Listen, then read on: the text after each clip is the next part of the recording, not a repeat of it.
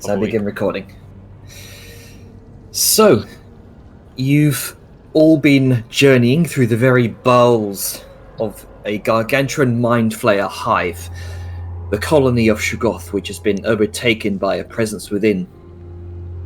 Necrathis, a powerful entity at the epicenter of all the events that have occurred within the Deep Dark during your time here underground.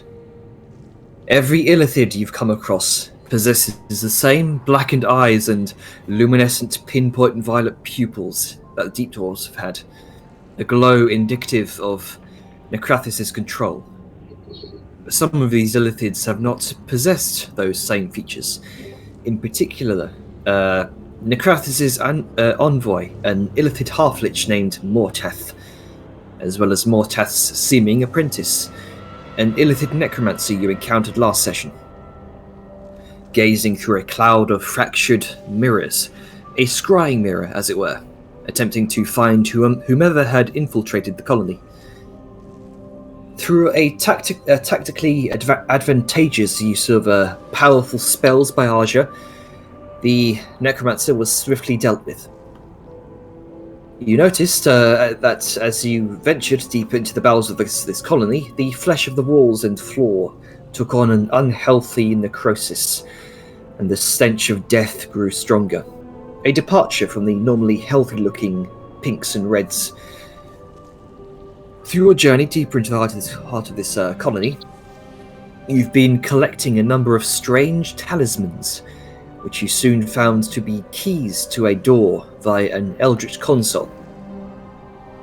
Each talisman seemed to possess a backwards letter engraved in the Mind Flayer's language, until using Liska's new polished mithril armor as a mirrored surface, you were able to read these talismans and eventually organize them on the console into the correct configuration, spelling out the name Umbris. The very same dark mage from the Twilight Prophecies that rose the night dragon consort of the legendary crystal dragon, Astria, into undeath as the mage's steed. If his name is engraved into these talismans, then clearly something greater is at play here. Regardless, the way was opened into a chamber that may have once functioned as a living space for another entity, now corroded and corrupted into the center of this decay throughout the colony. 6 pools of necrotic green fluid, holding a number of clones of the same creature you defeated at the side of Tharadol Ashbite, the king of the Deep Dwarves, whom you killed during the siege of his palace tower. This entity being Morteth, the same Illithid half-lich. As half of your party ventured into a small room off to the side of the chamber, as the rest of you began taking out these clones one by one, killing them, and decapitating them, making them useless. Vellum noticed a strange shimmer of arcane energy across this smaller room's entrance. Then, dropping from the ceiling, you indeed saw Morteth, inhabiting a freshly grown clone, presumably from the only empty pool of green liquid in the chamber.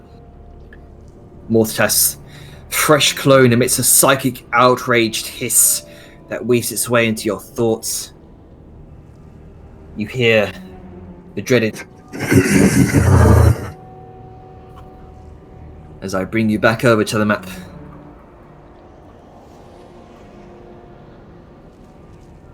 I think you'll find, Janer, that the correct word was my ribs. Good. No, it was not. That better have been the episode title. I'll go check. Oh, fuck yeah. Top of the order. Ribs. Always good when we've been ambushed. Ribs. My ribs. My game is still loading, per usual. My game. My ribs. God damn it. My D&D. That's gonna become a meme now, isn't it? Probably. Space. Yeah, I should have enough space to get Liska as well. Alrighty. So we'll bring up combat. I'm sure Salyun's game will load once. Oh, Siren's It is loaded. Yes, It's just slow as fuck. Yeah, Sirenscape. make sure. Yeah, please use Sirenscape. I always forget. I'm sorry. Yeah, is it on? It's. I'm just waiting for people to join so I can start it again. But it was on. It wasn't. Alright. There we go. I'm in. I am loaded. All right. Let's load back up that combat music. Cool. Liska and I get to go before the Pale Boys, so we can just wail on him.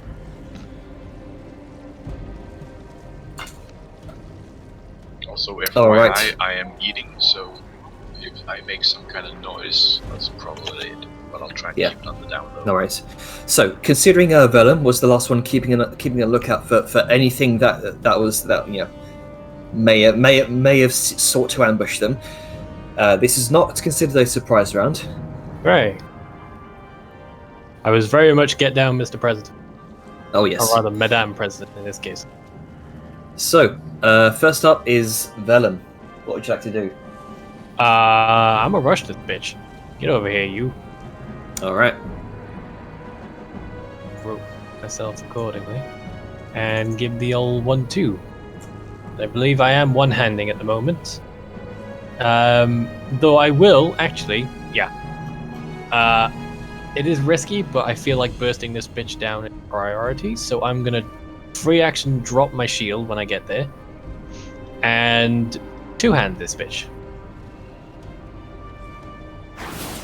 Oh, 12. Though he is naked, does that do anything? 12. For some reason, the stat block isn't showing that thing. 1 second. I mean, maybe a naked naked elephant is really hard to pin down. Who knows? I'd rather ask to be sure. Tentacle. Okay, this is weird. The Mortath's stat block isn't showing up. Hmm. Let me test something. Oh no. Okay, that's very strange. Oh no, I broke him.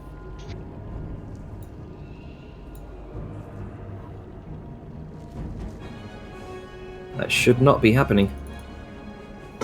Well, I broke Mortath, guys. GG. Oh, That means we win, right? 1 second. I'm gonna try something real quick. I'm just gonna reload. This shouldn't take long. This is an unforeseen circumstance. A series of unforeseen events. Yes. Because for some reason, none of the monster stat blocks are loading. Oh no. That's like, That's like 60% of the game. Quick guys, let's just roleplay beating Mortath. I stab him 50 times in the face. I do that guess, trick where God. you pull your thumb off. His And mind is that blown, confuses him and unable he's to stunned for the comprehend. rest of the combat. yeah. He's left stunned.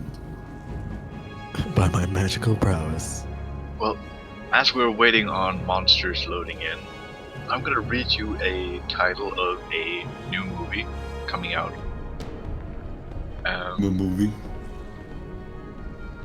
I don't know how to pronounce this, so bear with me for a moment. And how are you gonna read it? Sharkrantula versus Shark Scorpio. That sounds terrible already. I don't want to watch that. I'm gonna be totally honest. Sharantula versus what? I'll post it in fucking party chat. Is it like a Tarantula shark versus Shark tarantula? Scorpio. Okay, there we It's a go. Shark Now tarantula it versus shark. Hey, so we got good. a boy. Okay. What was the Snake, 12? scorpion. 12 misses. Ah, sadness. He's an agile boy. Oh, come on. 10 misses. Killing me, game. I thought I left you behind in the last game. Mortath steps to the side, steps to the other side. Seemingly, the new fresh clone He's seemingly a lot more agile than previously. Stay still, you wiggly bitch! And I can't end turn because there's no button. Cannot end turn. There is no button. It's alright, we can just skip ahead. There we go. Gronka, what you doing? Gonna turn around. Mm-hmm.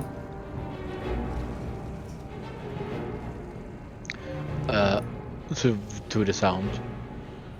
And Yep. he's gonna try and walk. Alright. Step forward and boom, up against the air. You watch as a ripple ripples out from Grunkus' impact on the wall. As Arjun and Sayun, you both turn around at this noise, and you can see what looks like the distortion of air in a surface. Uh-oh.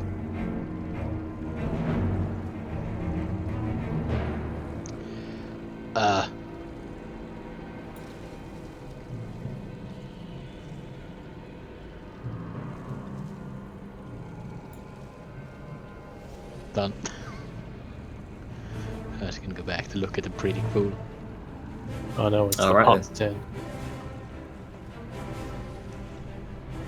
You see, sloughing away from the walls and portions of the floor where it's caked in this sort of foul-looking tar-like substance.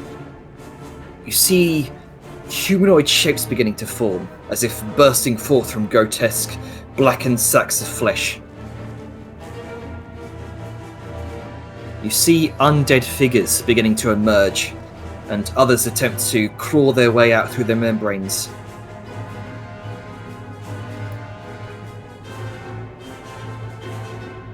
Oh boy, this just got a lot more complicated. You see rotten, animated human corpses drained of all life force and bloated, this sort of black sludge shamble forth. Presumably, this is the end result of those poor souls in the cages being drained. Oh my. What is this? Rocky Horror Show, but actual horror? Just a sweet pan.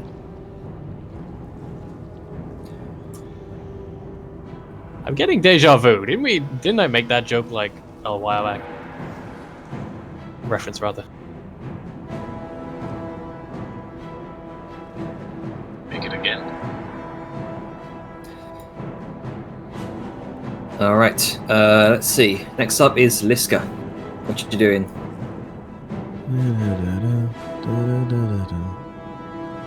Boop. And this guy should get an opportunity attack. Alright. This sludge-like zombie is going to attempt a slam attack on you. With a, let's see, 13, that misses. Alright. Bit of a splatter of this necrotic sludge kind of spatters over your shield, but no impact. No bueno. Alright. Going to attack. Alright. Give him the whip. Does that hit? God, I'm glad I had somebody connect me. Oh, yep, that hits. No, Good sorry, grief. missed. Okay. It hit so high it went to the negative. Yeah, it went back. it overvalued. You just erase him from existence. Yeah, stack overflow. Yeah. Yeah. Okay. Can he make the? Well, he's gonna need to make some concentration checks, but I'm gonna keep swinging. Oh yes. I need to put concentrating on them. There we go. Let's see. First one is how much damage for that? That's 28, so he has to roll higher than a 14. Alrighty. Alright. Another Succeeds hit. the saving throw. Another attack. That also hits. Alright. He's actually going to throw up a shield for that one. And it deflects off the shield.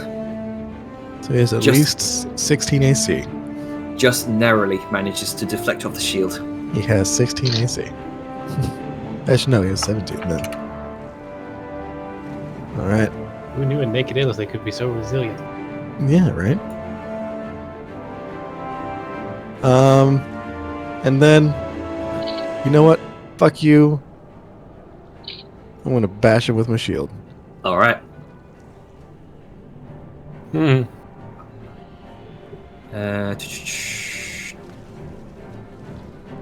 Okay. Acrobatics or athletics? Acrobatics or athletics? Let's see. That is a 15 for acrobatics. So he is prone.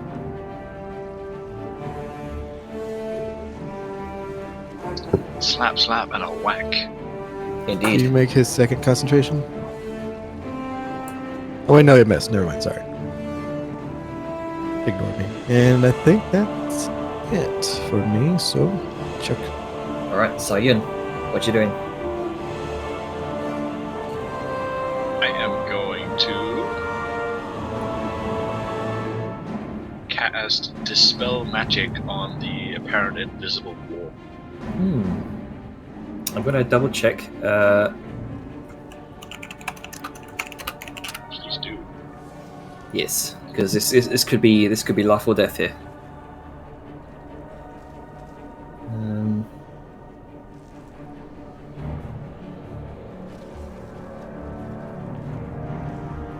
You throw out your hand, weave this kind of brief arcane sigil in the air, and thrust your hand forward.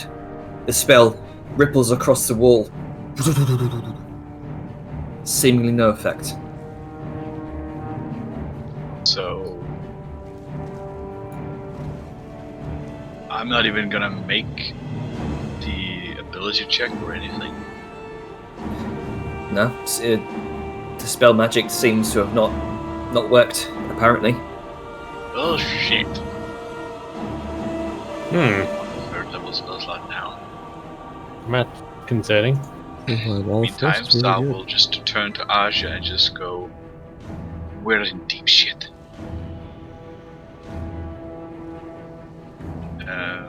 Yep. I would argue they're in worse. Can't be dispelled by dispel magic, apparently. Oh no. Can I look around in the room as a bonus action to look for anything that could possibly be related to this wall? Go ahead and make a perception check. Don't fail me now. Are you fucking kidding?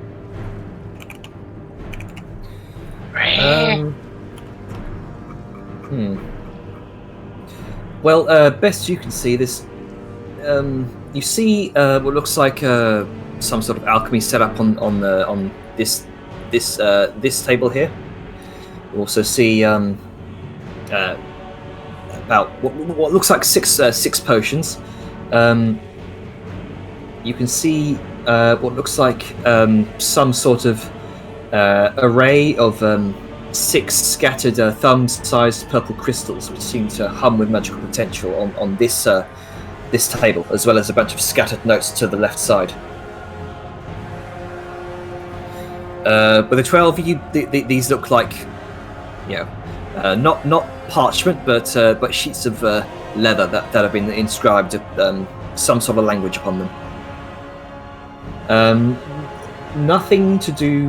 Nothing that you can directly make out that might be in any way connected to this seeming invisible wall.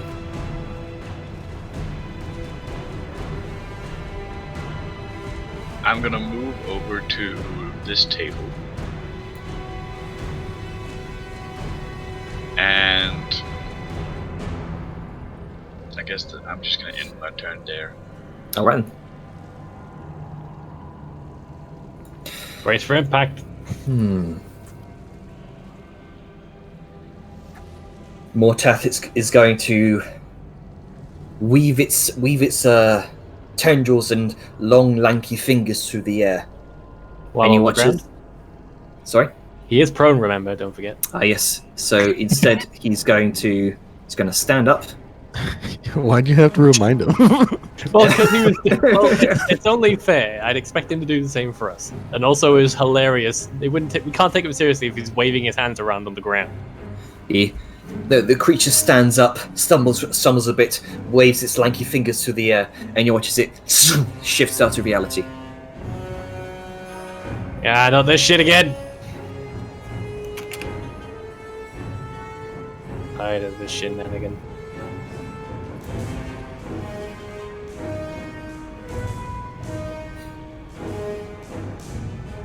And double check that spell.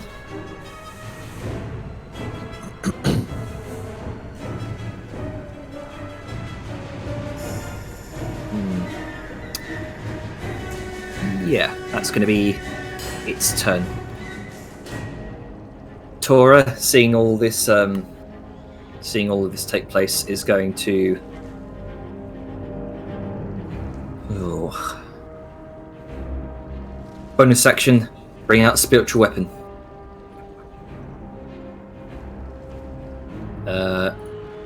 I will say this would be right where she last saw Mortath.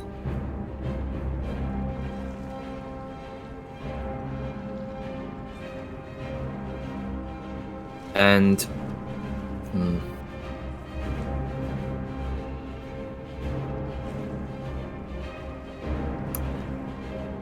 she's going to ready an action to cast Guiding Bolt next time she sees the creature.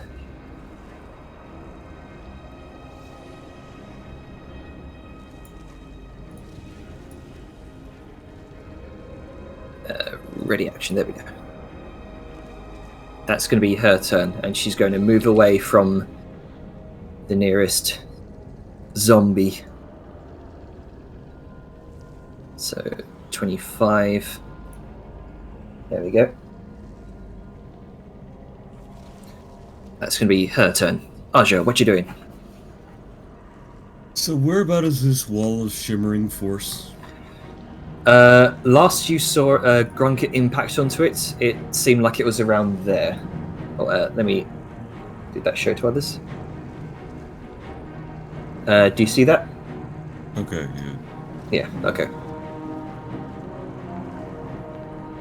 Okay. Yeah, that's where you saw Grunket impact.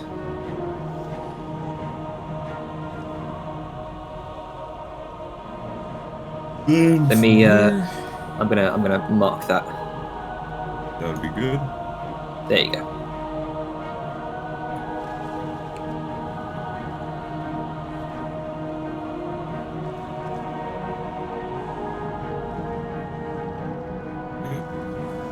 Well then, I'm gonna be very limited in my actions, but one of the things that I can do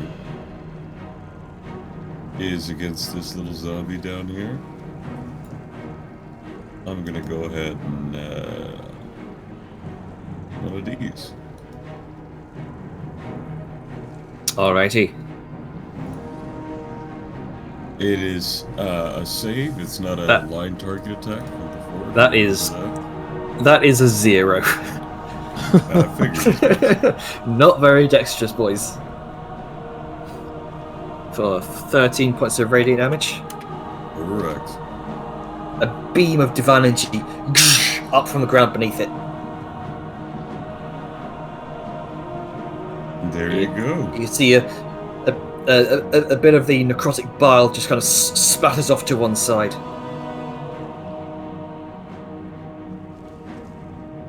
And yeah,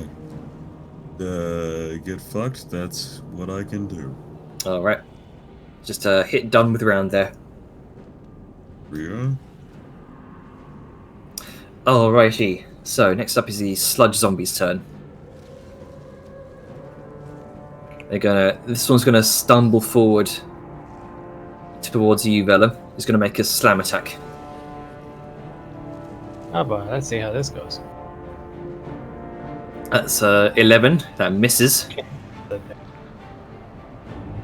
Has the pug moved for anyone else? Because it hasn't for me. It has not for me as well. Oh, whoops. Sorry. Let me just do duplicate that. Get that off the field. Oh shit! That fucking erased its initiative. It sure did. Rip. Control Z that sucker. Well, it's under Azure, so Yeah, it's literally at the bottom of the order, I think. So Yeah. So let me just re-roll that again. Put it. Oh, okay. Same initiative there. So that one's at full health. That was the slam attack against you. Next, it's going to make a. The other one's going to make a slam attack against you, Liska. okay. As a reaction for the one Oh, attacking Vellum, Oh, I'm yep. going to use Sentinel to attack it. All right. Go ahead and swing. Swing away. 17, that hits. Cool. And it's marked. Alrighty. The other one's going to make a attack of 22 against you. That misses. Because you're beefy machine. I'm the beefiest. Okay, next up is Vellum. alright. Well, I'm gonna go ahead and pick my shield back up now that there's more than one enemy. So I'm gonna have to switch to one-handing. Alright. I do have a good amount of AC now, though, so it should help. 13, oh boy. Guessing 13 misses. 13 hits, actually. They're Oh, not very well armored. Only 7 radiant damage. Assuming it's still alive, I'm gonna take another swing at it. 7 points of radiant. That 13, 28, both of those hit. And another 7 radiant. Alright. And I am not gonna move from here in case Pale Boy pops You back into it. swing once, swing twice, and as you slice through the zombie, in its death throes, it explodes in the shower of necrotic black sludge. Oh, and good! For a 10-foot radius. Oh, that's nice. Wonderful. So I and need, where are melee? I need both of you, Liska and Vellum, to make dexterity saving throws, please. Oh, this is gonna be fun. Well, 17. 13. Let's see here. Both of you save. Liska, you just narrowly save. So you only take. Let's see here. You both of you only take 4 points of necrotic damage. Alright. How much, sorry? 4. 4, okay. Quattro. What? And that'll be me then.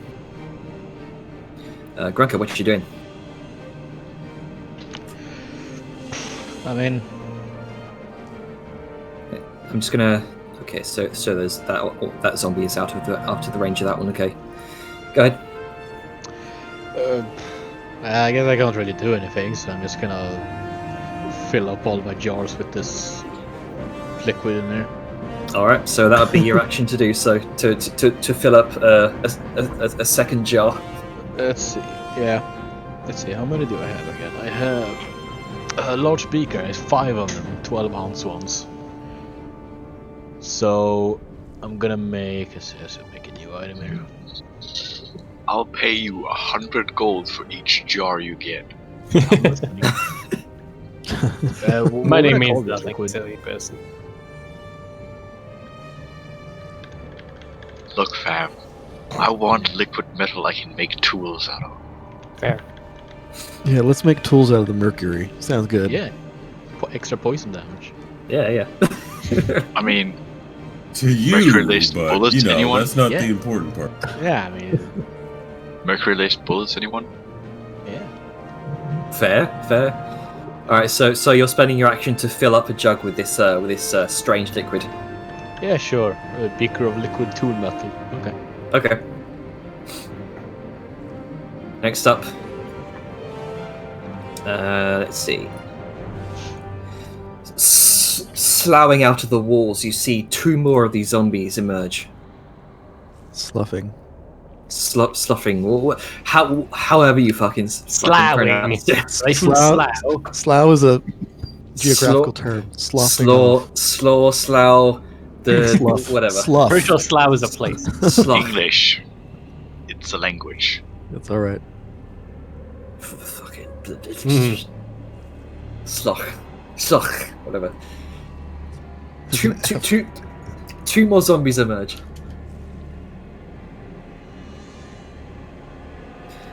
Liska. All right. Well, these things explode. Fantastic. Liska is going to use her bonus. No, she can't because she's negative.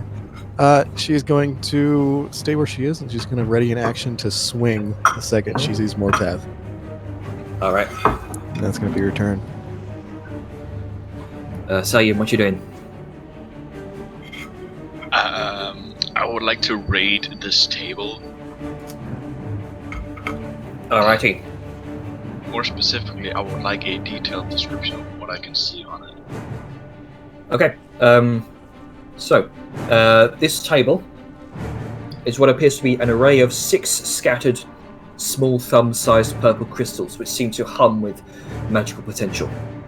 And next to them are a number of notes left to the side, and upon closer inspection, these appear to be sheets of leather, not parchment, scrawled and sort of imprinted with the same sort of 4-road dashed lines of lines that kind of indicative of Illithid language. You can also see a number of rings off to one side, where it looks as though the large central gemstones in the center of these rings may have been pried out and taken.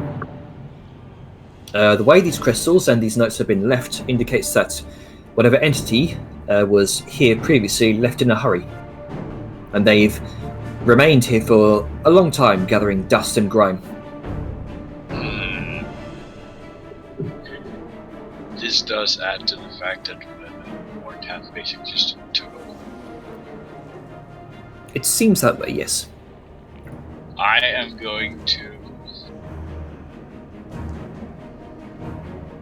take these crystals carefully, and put them in one of my bags with the leather writing stuff. Okay. So I write what in my backpack? Just take 6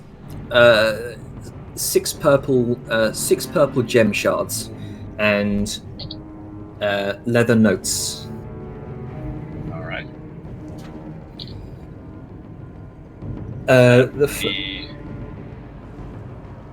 So, as you're putting them into your bag, the first thing you notice about these notes is that the handwriting, or whatever equivalence of handwriting there is in Mindful language, it's not too dissimilar to the writing that comprised the runes around the large circular stone door in the cave where you all heard the voice. This bears no resemblance to Mortath's writing. It's likely whatever imprinted these notes into these leather sheets is the same entity that crafted the arcane lock sigils in the circular door. I see.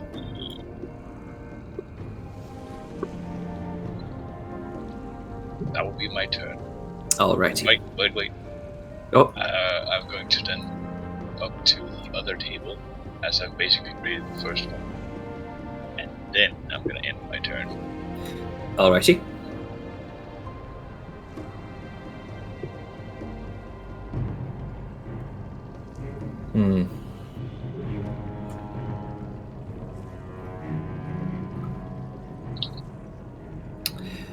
Yes.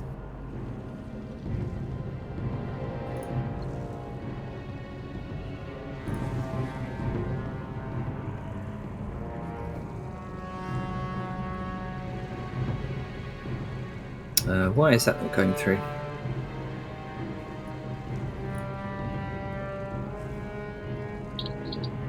Ah, there we go. Okay. You watch as Mortath seems to apparate next to you, Vellum, and holds out a hand wrapped in sort of what looks like tendrils of the blackest necrotic void. Holds it out and plants it against your chest. Where does he appear? Oh, right there, within range of weapon. Yep, I'm going whap. Ready to action. Oh. Ready to action for Tora as well. Nice. 10. Oof, that 10 misses, sadly. I 29. think Oh, No, sorry, continue. I was just about to say, I think I'm about to get inflicted. Okay. So 29 does hit. okay, so he takes 17 Mm-hmm. concentration, and also cool. He is marked, and since Is- technically my attack happens before his does because it's ready to action, he makes Mhm. this attack roll with disadvantage. Oh shit. Okay. Thank you. Get fucked. So that would have been a 25. It is a 17. That misses, thankfully. All right. You deflect. Very cool shit.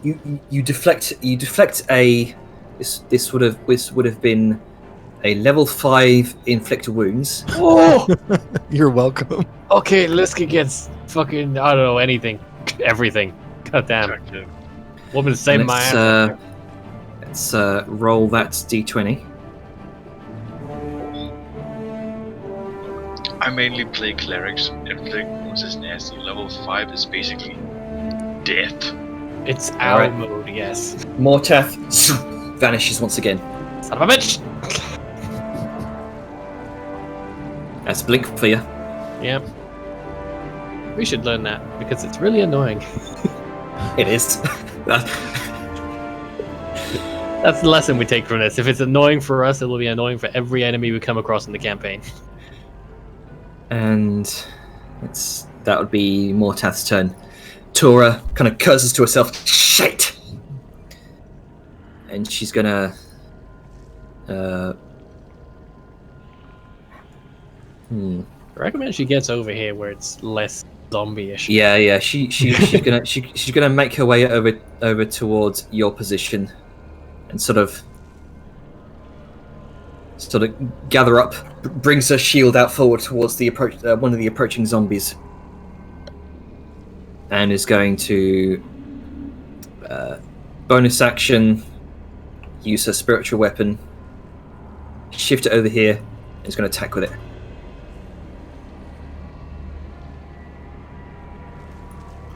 For a 24, that definitely hits. For 12 points. Oh, the combat music stopped. Hang on. Let's try that again.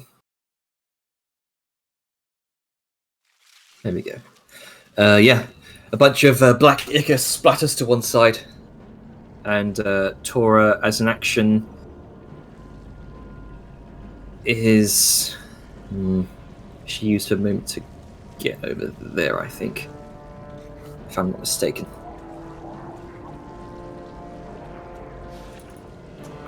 She's just gonna use a Sacred Flame on the zombie.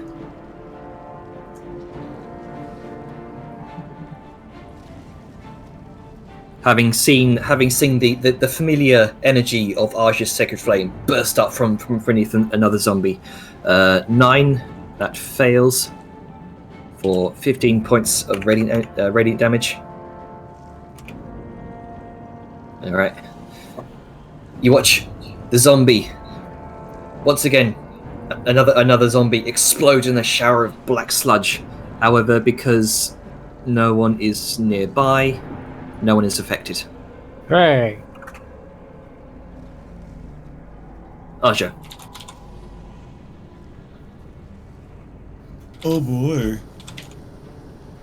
Well, this time I'm going to cast and channel my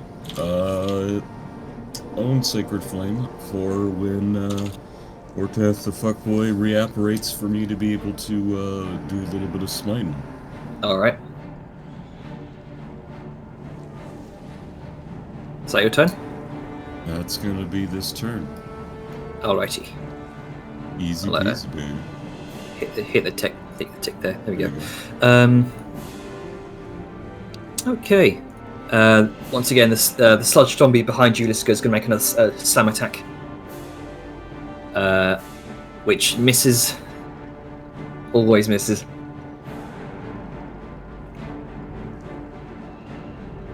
This zombie is going to dash up towards Tora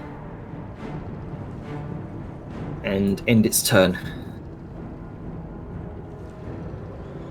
Vellum. I'm gonna follow suit and ready in action to swing at a fucking pale boy the next time he shows himself. Okay. I think standing here is a good position to be in because we're near each other now, so he's only got so many places to pop up. And that'll be me. All right, Grunka. You still. Another one. Yeah, another one, and another one. Just shooting in there. Another one past the dust. If you use another action to fill up another jug, and that's gonna be your turn, yeah. Yep. All right. Let's see.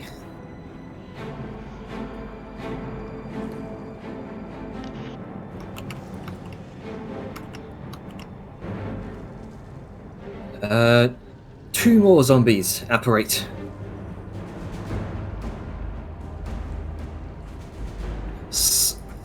Slowing off. So what was it again? Slough. It's like Slough. fluff with an S. Sloughing up from these puddles of hardened tar. And that's going to be that go. Liska. All right.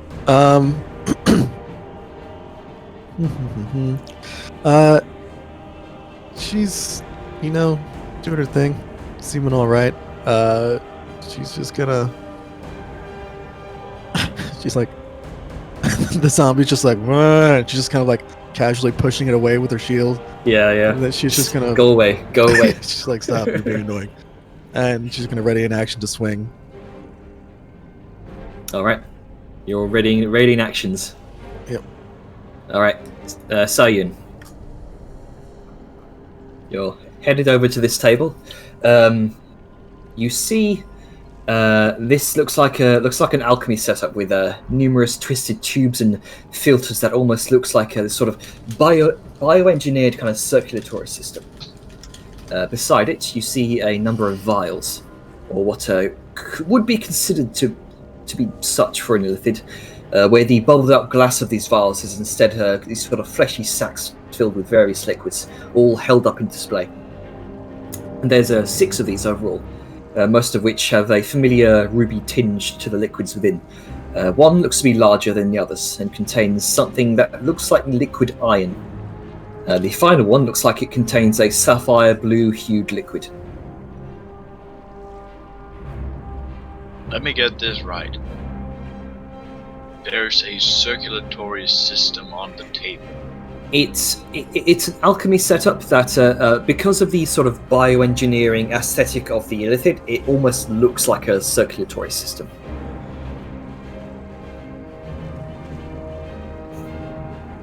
That's fucking nasty. It is. It's like one of those little perpetual fountains. And you have 6 potions on the table, 4 of which appear to be some semblance of healing potions. One that looks like it's filled with liquid iron, and another one that looks like it's filled with sort of sapphire blue liquid.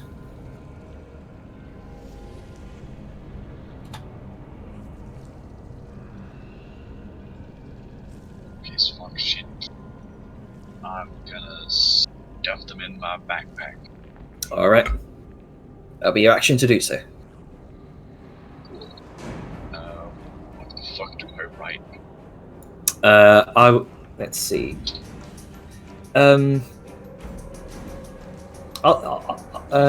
see. you'd be able to indicate four of these potions by the size alone. You're familiar with these types of potions. It's 2 greater healing potions, 2 potions of healing,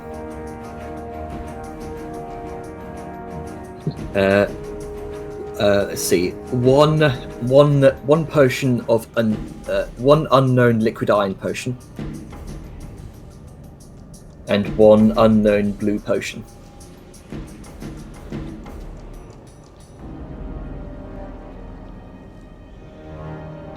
It's a mana potion. I think it's mana potion. So what's mana? I say who has mana? So what's mana? I don't know. I'm just reading Oh. labels. I don't know what this is. This is essence of llama. Oh, Alright. Exactly, random mush potion. Just for the iron one, you said it was what? A liquid iron or? It looks like liquid iron.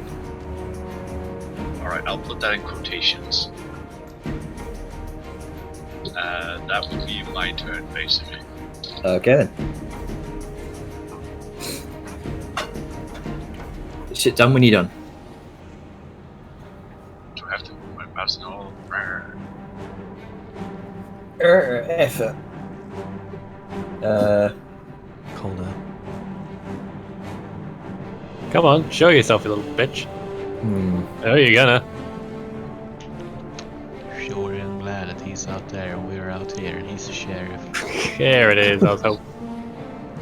And Quality we're in anyway. there and we're frozen in here. No wait, I just remember we're in here. Once again, Mortath apparates next to Tora this time. Well, shit. You have reach, right? Sadly, swinging my sword does not count as eating my sword.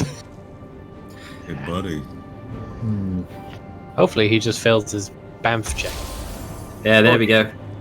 That's There's the wrong thing. oh Hold on. yeah, That's make Divine your Blast. sec. I need to. Yeah, There we second go. flame. There you go. DC 19. Didn't Tora have something too? I know that, last round she had the guiding Divine bolt. Blast, or the guiding bolt that hit for 10. Yeah, didn't hit sadly. That was a 21. Then he makes no damage. All right. Let's see.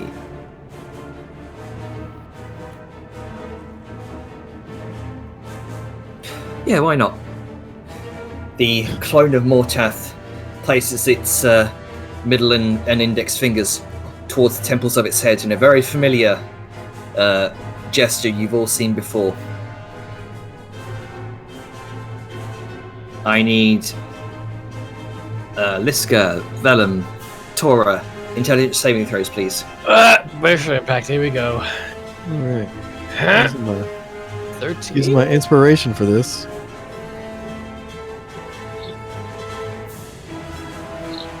Oh, Oh, yes. that definitely succeeds. You know what? I'm gonna as well. 'cause- Vellum, remember you got your D4 from the handprint last session. I thought you said it only lasted like a minute. Yeah, I think True. you said that. Yeah, I think you told that to me too. Yeah, It only yeah. lasts like a minute. It's been several. But I think I'm gonna This is true. re-roll. As risky as it is, I don't think a 13's gonna cover it. Oh, you've got inspiration, yeah. Yep. Well, not All right. anymore. I don't. 15. Eh. 15.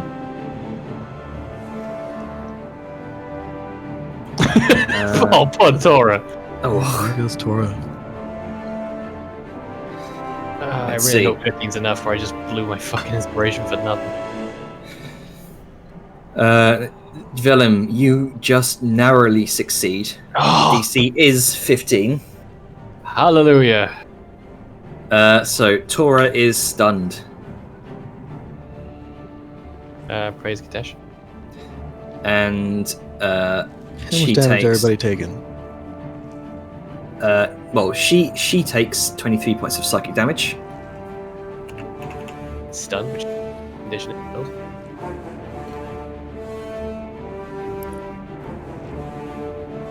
She is stunned for 1 minute. Oh, That's why I used inspiration. I'm so glad I did. Fuck that. Indeed. Let's do the d20. Don't you fucking dare. Don't you dare. Mortath remains where he is. Yes! oh yeah. Now we fuck him up. And he's going to use his movement to drift over this direction. Ah! Bitch tit.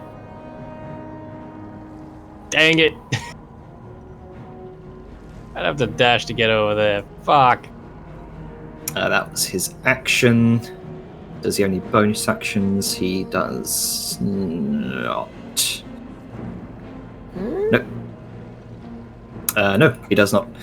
Okay, Tora needs to make her intelligence saving throw. Nick, nope. She She's did not. still stunned. 1 in 4 chance. Yep, Aja. Oh, that's unfortunate.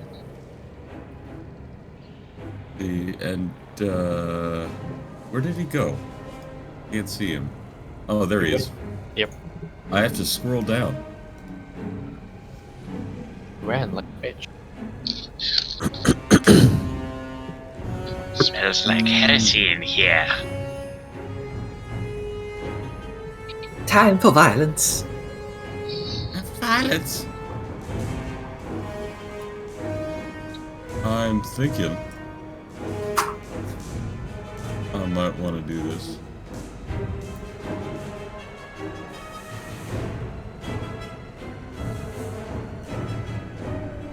Yeah, this is centered on a point within range.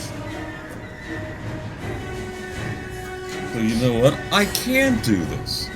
But hold on, let me double check the range to make sure the range is within.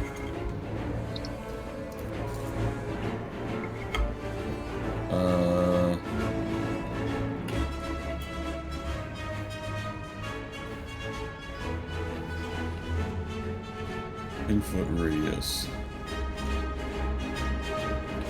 I don't know if I'm gonna be able to reach this fucker. Yeah, how did I do that? Color radius. It'd be in him. He'd be in it. Okay. So in that area there. Actually, no, he wouldn't be because diagonals. But You it's can- actually So, what's the radius on this? Technically 10 15. foot radius. Yeah, he's technically 15 feet foot, away. 15 feet radius, okay. No. No, 10 No. foot. Oh, 10 foot, 10 right, foot my bad. radius. That's what I'm trying to see if this would actually reach him. I only have a range of 60 feet. I have it And you're, centered here. okay, there. So I don't think that would fit him. No, that No. won't hit him. Can you move to this point? And because it looks like the wall. I don't know. You could move up 5 feet, but and then you'd be kind of squished up against the wall. But you could possibly get within range if you so choose. If I okay, I tried sidestepping, that doesn't work. If I squish it right up the Yeah, there you square go. against the wall, I can't go any further. Nope.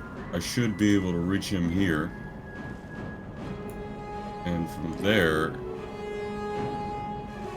to the bottom square of the zombie. That gets him in there.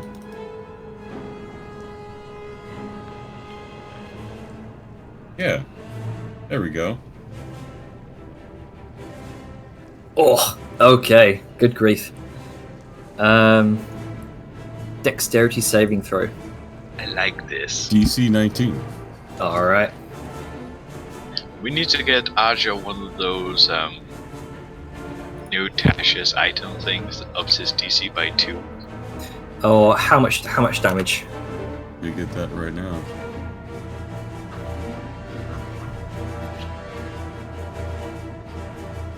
.4d6 fire, 4d6 radiant. Literal purge. Yeah, 30.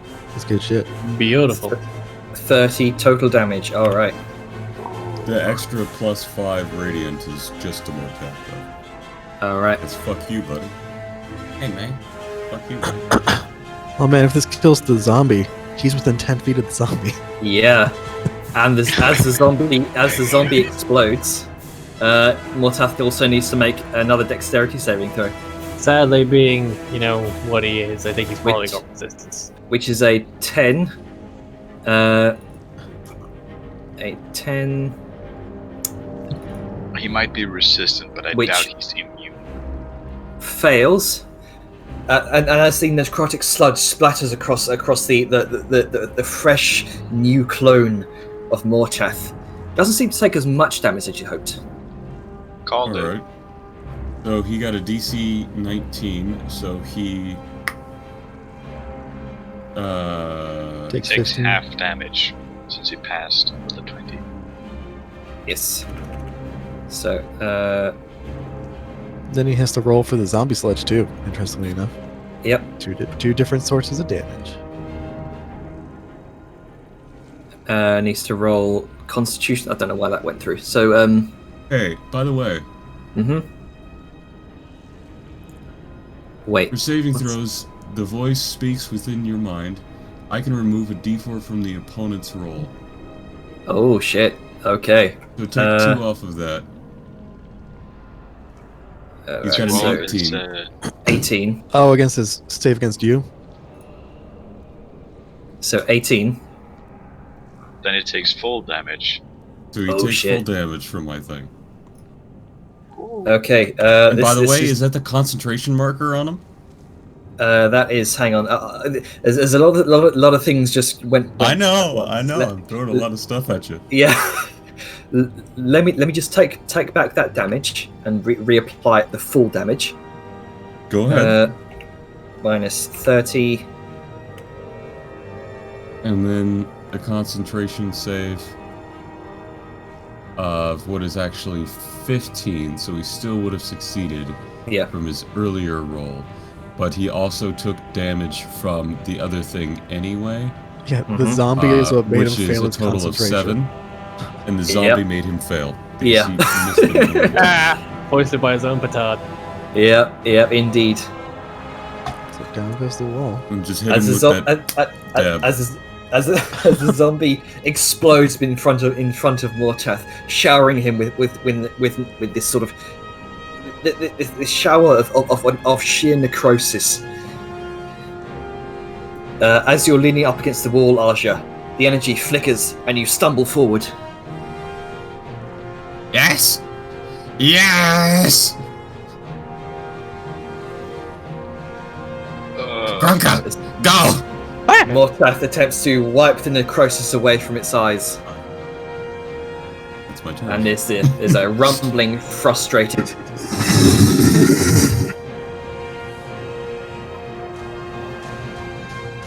That is beautiful. Yeah, inspiration to you, Arja. Yeah. Inspiration Are to you the giving him zombie. inspiration for literally fucking dabbing? No, but Dab on Mortath! causing a chain reaction, which caused him to lose concentration on a formidable spell. Okay. So next up is the sludge zombie's turn.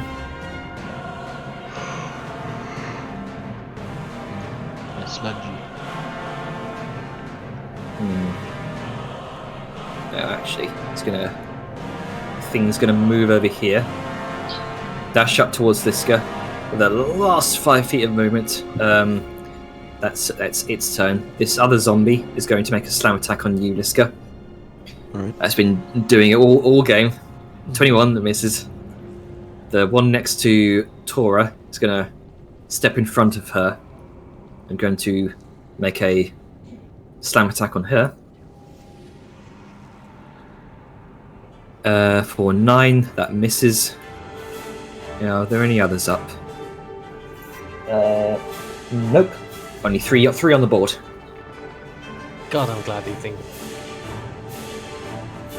Vellum, what you doing? Okay, so I can't get to Pale Boy, and smashing these things right now would be a bad idea. So I'm gonna move here to get my arms right around her midsection and grapple.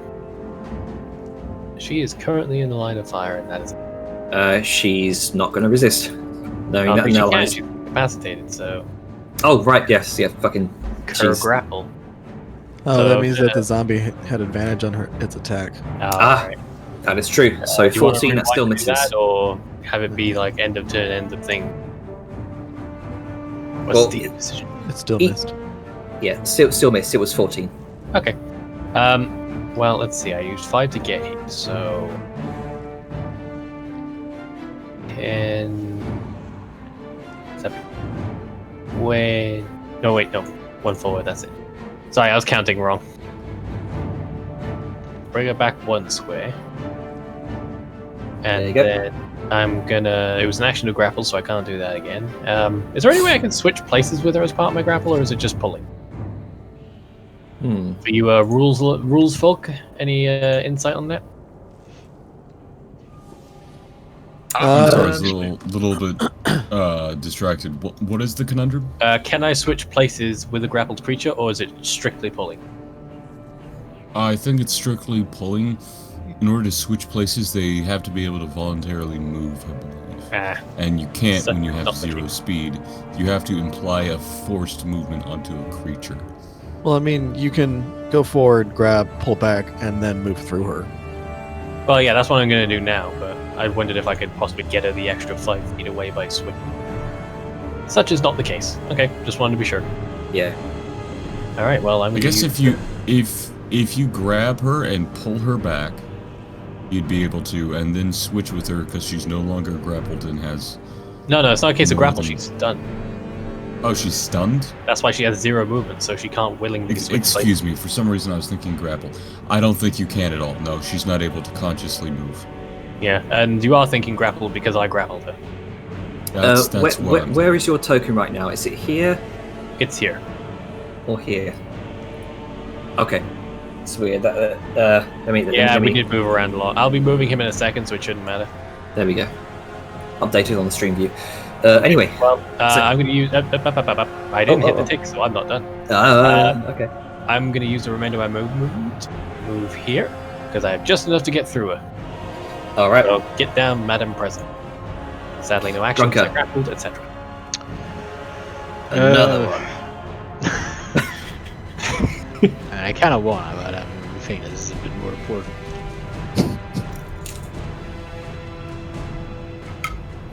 Hang on.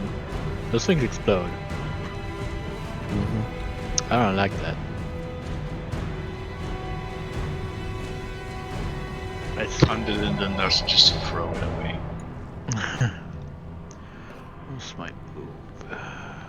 40.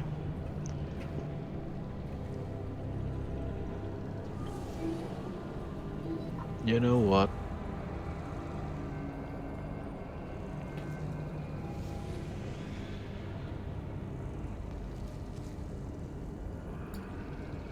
Hey, dude.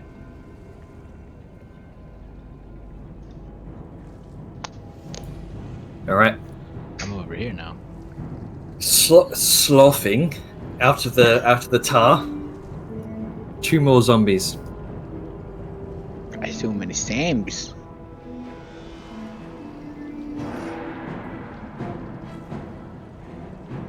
One arises behind you, Liska. And now is your turn. All right. Surrounded on most sides by these sickly, grotesque-looking zombies. I mean, that's all right. Let's see. Man, turn undead would be really good right now. If only we had a full-on cleric and not the discount. Like, is she a paladin or is she a cleric? She's a cleric. Okay. I was talking about He's Asher. referring to me. Yeah, I'm not a cleric, okay? I'm an And inquisitor. she's There's a- a difference, and the difference is pain. She's currently stunned right now. Oh, I know. I was just Yeah. Yeah, that's what I said. It would be really cool if they could have it right now. Yeah. All right. You know what? Why not? Liska's just going to, like, all these zombies just clamoring at her. She is going to just make a shit ton of shoves. So, All right. first shove against. Actually, let's do this one first. The one to my immediate left.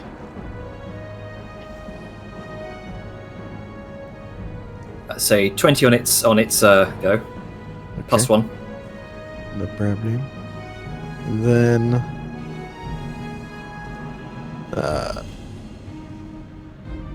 You can see that the tar almost prevents it from moving away as it kind of sloughs off its feet.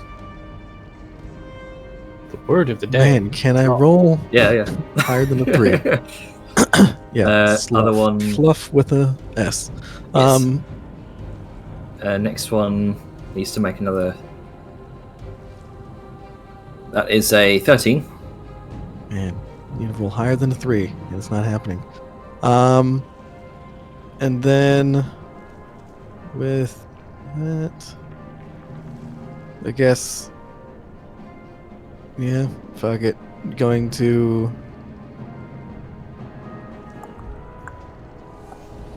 and do this one. All right. That's the final one, and hopefully roll. There we go. That's higher than a 3. That's an 8 on its part. Okay, so I'm You- going to shove it Batter it away. this way. All right. Okay. All right. And so 1, 2, 3. So that was that.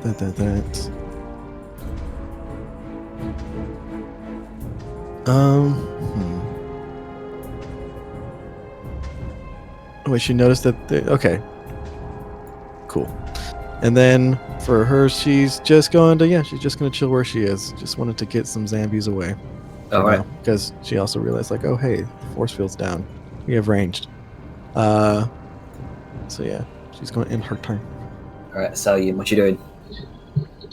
I am going to, first and foremost, after I've cleared the table, as I did last turn,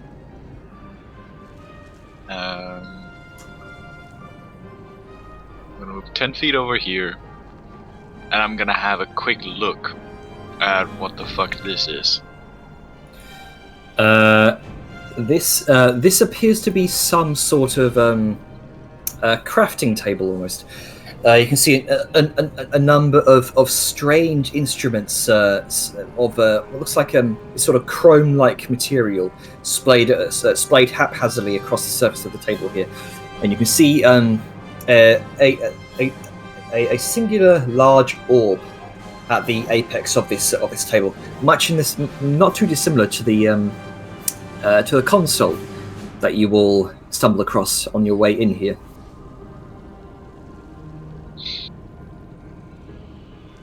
Sal just points at it with a quick gesture, just mentally says to herself, I'm coming back to you later. Before moving up to Aja Boy and a little off to the side so she can see shit. All right. Oh, hello. Are you ready to purge? I'm ready to fucking beat a motherfucker. That works too. I am going to loose a bolt into this guy here. Okay. Just make sure I'm picking the right weapon to roll. There we go. Yeet. 12 hits.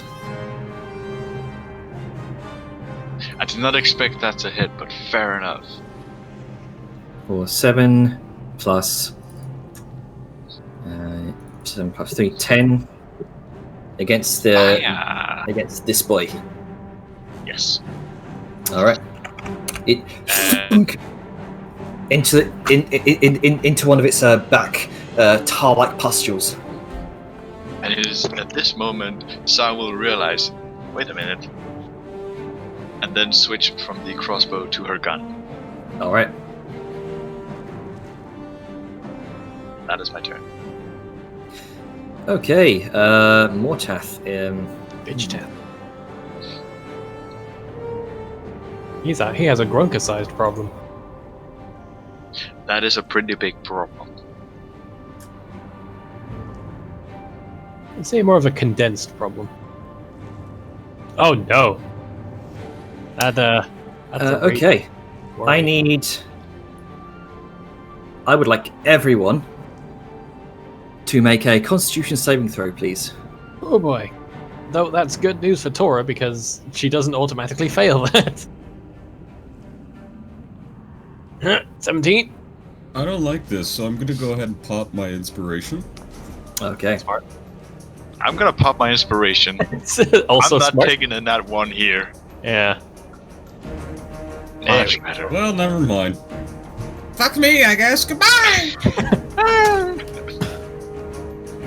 I'll see everyone in therapy. I have AIDS now, apparently. Yes, brain aids. Sorry, Voltron is being weird. Had to reload. No worries. It's okay. I almost had a nat 1 on the save, but I didn't burn my inspiration. Also, Jenner, did the zombioids? Yes, they do. I will get around to that. Ah. We may Okay. get multiple explosion, which is also bad. Grunker, you take 11 points of necrotic damage. Vellum, you take 11 points of necrotic damage. Cool. Seryun, you take 11 points of necrotic damage. Noted. 29 on Archer. that roll. Archer, you take 22 points of necrotic damage. Lissy, you only take 11 points of necrotic damage. And Ogre's dead. It's massive As- damage, kill him. A shrilling shriek pierces your minds as the cloner Morteth brings out its arms. You watch tethers of blackest void energy breathe up his limbs, and an ethereal scream rings out as he casts Circle of Death. Oh boy! Oh boy. I'm glad a lot of us saved against that. Sorry, Azure. Oh, hey. Go zombies. Those sludge zombies got good con. The lair action died, though, so the zombies can't come. No more Okay, zombies. so that Amazing. sludge zombie explodes, and the Chain reaction. half. Before we get to inside chain the- reaction, I recommend getting Taurus out of the way. Ah, right, that is true. Saving throw, Constitution saving throw. So, She fails. She takes a full 22 points of necrotic damage. Yikes. I honestly thought she might be a bit stouter than that. I'm gonna have to patch her up afterwards. The zombie needs to make a dexterity saving throw. don't both of them do? Because Ah, yes, they both do. Mortath did not think this through. They have technically half cover from the column. Just Technically. saying. So +2. Plus I 2. mean, Okay. if this guy kills this guy, then change two. it to this guy. Just saying. Then we have Okay. Samus. Then it's Liska that's fucked. Yeah, Oh, fuck which, you. you know what? She can take it, no offense. That zombie explodes. I need you to make a Constitution saving. Dexterity saving throw, Liska. Oh, okay. Called it. And then let me just move that out of the way. That zombie needs to make a dexterity saving throw. It actually needs to make 2 dexterity saving throws. This is a clusterfuck. Yeah, Clusterfuck. but fails both of those.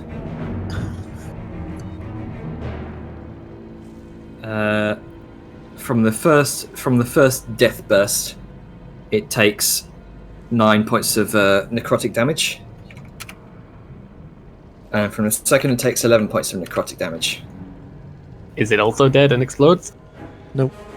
Ah, Liska, you only take 4 points of necrotic damage. All right. As this chain reaction begins happening.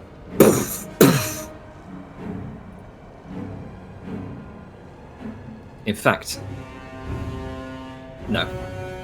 Okay. I need to roll a d20.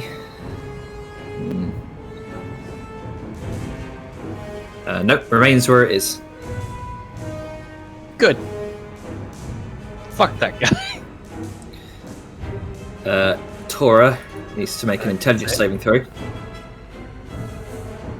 7. Nope. A 5, a 6, and a 7. She's slowly working her way up. Yep. Yeah. More 8 turns. more turns. Aja. I didn't like that blast. I don't want to blast the zombies and kill my friends. I'll let them do that. They can kill themselves on that. Instead, I'm going to go ahead and Divine Blast Mortath down there. Alright. He's going to get both with a 1. That's not supposed to be advantage, but it's still 23. 23 Forgot to does toggle hit. off of save. And then a Tahoo. And they're okay. Yep, both of those hit. So, total damage of 14, 25. 25. Radiant. 25 radiant. Is he concentrating on anything? No? Okay. Nope. So you don't have to divide it. 25 radiant for the purpose of magic damage resistances. Alright. Get fucked, basically. And now I'm gonna go all the way back here. Don't want to get caught in death again. 2 divine blasts whiz past your vision, Liska, and impacts the chest of Mortath.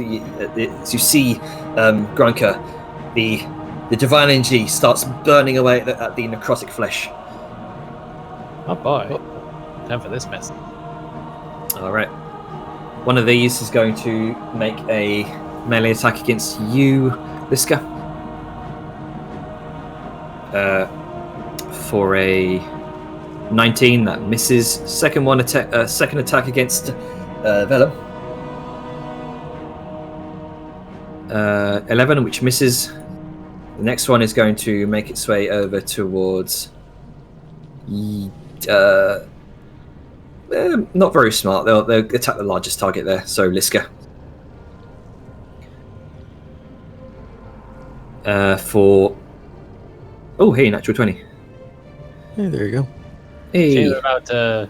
Oh wait, that's adamantium. Never mind. The only thing you can roll to hit. You take 4. This to be. Yeah, it needs to. Oh, hey, two max rolls. 8 points of bludgeoning damage, and let's see, 8 points of bludgeoning damage and 7 points of necrotic damage. So 15 total. Okay. As it scrapes between the plates in your thighs, as you bring your shield down just a little bit too late. You feel the necrotic black energy seeping into your leg. My leg.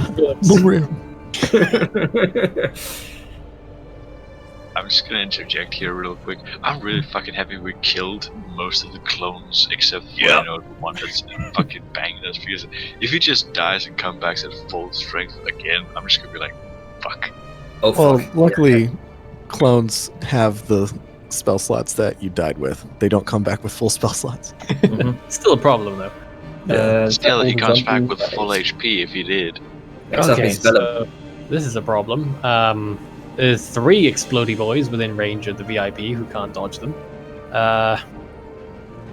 So what I'm gonna do is, okay, for sake of context, Janer, what visually is the situation Tora is in? Is it something I could snap her out of, or is it just? It seems similar to many other mind blasts that you've experienced from other mind flayers. It seems as though it might take a moment to wear off. So I can't slap her around, snap her out of it. No. All right. Well, time for Plan B. I'm gonna take a page from the Book of Liska and try and. Is shield bashing a special thing you can do, or can anyone do it? It's a special thing I can do, but Ah, you can. It's all can it do is. a Just shield I can attack. use a bonus. That's Yeah, a regular special. all it is just I can use a bonus action to push with my shield. well, I've you got can it. use your normal action.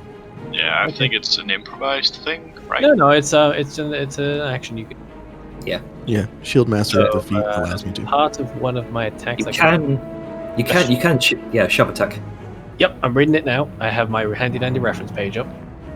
So yeah, I just wanted to double check if it was a special thing. All right, so I'm going to use one of my attack actions to shove this bitch, All right. and I need to make a strength athletics against its athletics/acrobatic. So whoopah, 17. 17 versus athletics. Or acrobatics. Choose. That is a 12. It fails. Well, it gets shoved back, so get over there. I'm gonna take that spot, and it should be out of explodey range. Yes. This is gonna suck for me, but here we go. 17 to hit, 17 hits. 11 radiant damage, All right. and Surprising- that kill it. Surprisingly, there is no slice mark. You can see though where your ethereal blade draws through the body. It leaves a searing mark through the surface of the skin, and you can smell burning from the inside as well. It's almost like it's a sun blade. Sorry, I appreciate the flowery narrative. Is it still alive though? Still alive, but Well, just hanging on there, just hanging on by a thread. I don't want to blow any reserve, so I'm just gonna go ahead and end my turn. All right. Because, yeah. I'm in a good position to stop it from getting any further. All right, Gronka, what you doing? Is you're confronted with Mortath.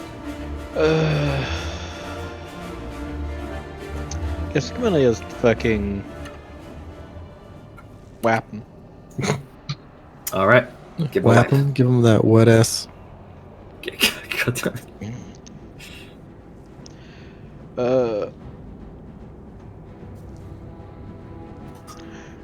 Yeah. Oof. Hang on. It's falling off my chair. Yeah, I'm gonna recklessly attack him.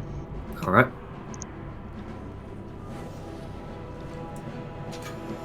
I think that hits. 23 hits, and 23 also hits. Good. Total of, let's see, 23. 29. Yeah, 29 damage. double checking the resistances. Okay, 29 total damage. Crack him over the skull once, crack him over the skull twice. Orange. It starts reeling from the pain.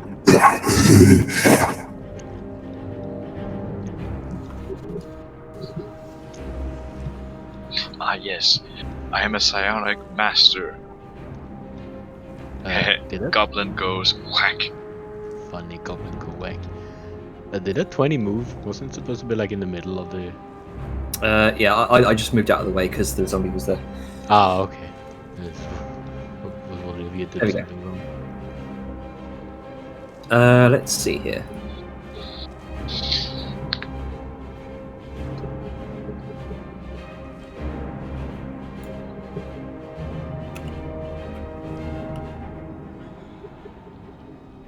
Two more zombies slough out of the pools of pure necrosis. Oh boy. Let's go. All right. Okay. So, The old shove and slash. yeah, Kator's doing her thing. By doing her thing, I mean nothing. She's stunned. Mind blast, man. Yeah, Fuck it's you up. extremely powerful. Just be happy he hasn't re-rolled it. Okay. Keeping First, track of that. No going luck so far. to yeah, very lucky. First going to try to shove him back. Hopefully roll above a 3. Oh no, a 2. Sweet. We might actually Alright. succeed. Skill check, athletics. Let's say 9. Holy shit. Okay, so he goes 5 foot that away. All right. And You can then Suddenly balanced on the edge of one of these pools. she's going to do the same to this gentleman. Okay. There we Say go. 20. Yeah, 20 versus 28. Yeah, natural 20. That way. And then yeah, she's gonna have to keep Tora relatively safe, so she's going to hit and then swing at this guy. Okay. Let me just move the 20 out of the way. There we go. 17, that hits for 12. You watch as it explodes. I need you to make a dexterity saving throw, Liska. Alright. Look at Liska dancing around. That's what she do. Now she's in perfect situation to go block Yeah. that boy. You only take 4 points of necrotic damage. Alright. And then she's going to go back up here because she can. Can you squidge a little more? What's up? Have you got enough movement to get further up?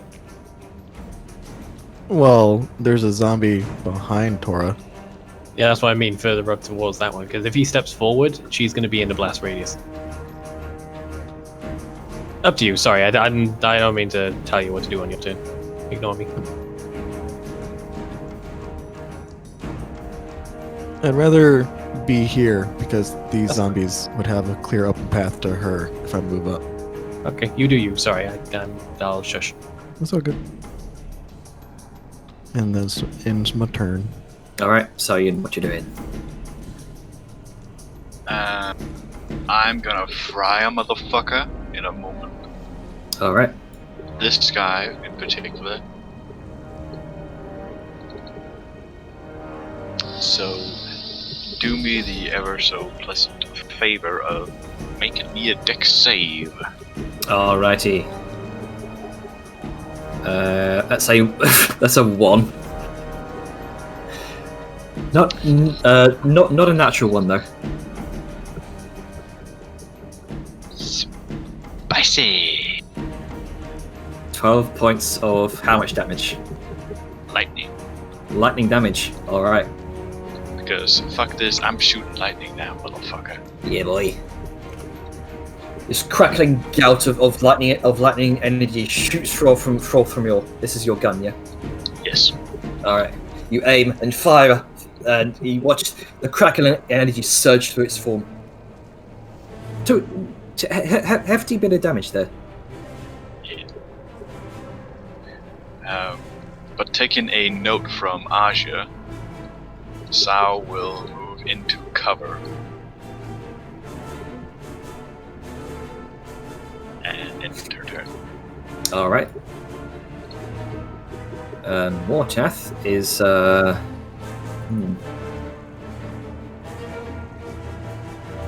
What's that popping sound? Oh, I I think don't know.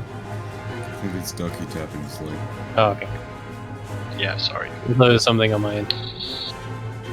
It's actually kind of. Mortath is going to weave this visage of a sickly green arcane energy. He's going to cast Mirror Image. You've seen, some of you have seen this before.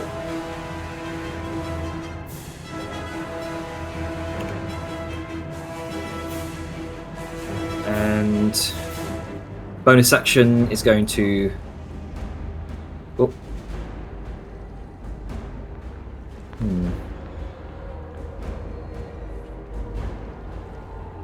Bonus action is going to Misty Step. He cannot. Hi, can he not? Nope, he cast a spell already. Yep. A level of spell. spell. He can only cast a cantrip. Right. I keep forgetting that. Thank you for reminding me. Fuck you. Yeah. It's a very obscure rule that a lot of people don't really do. So Yeah. it's fine. So instead, he's going to cast cantrip.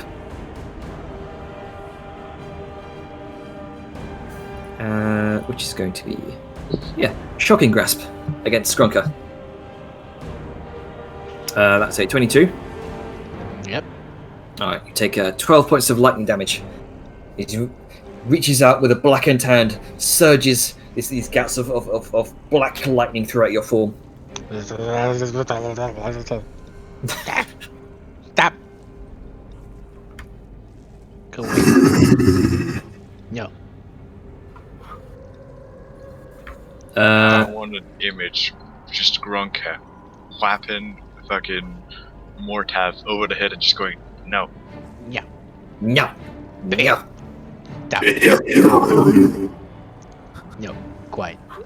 Now he Dead. can technically move if he wants to, because Krunka can't do reactions now. Yes. So he's going to gonna step by you over there. Step over this deceased zombie, or rather drift over. How parts I do anyway? Gonna drift over this way. Yeah. And you've used your reaction, yeah? I think Shocking Grasp does that. I don't know. Shocking Grasp makes it so they can't use reactions. Oh, yeah. But as I've just read it. Yeah. but as Atlas did point out, Shocking Grasp is also an action as well as Mirror Image. So he Oh, yeah. Fuck. Okay. So Unless he's doing a sorry. boss thing. Sorry. I mean, No. he's a boss. It's fine. I misread that as bonus section. It's okay. Take a breath. Yeah. Get your Yeah. buff. Take the damage back. Sorry. Sorry, Grunker. I heal. Yeah. See if you heal. Magic of metagaming.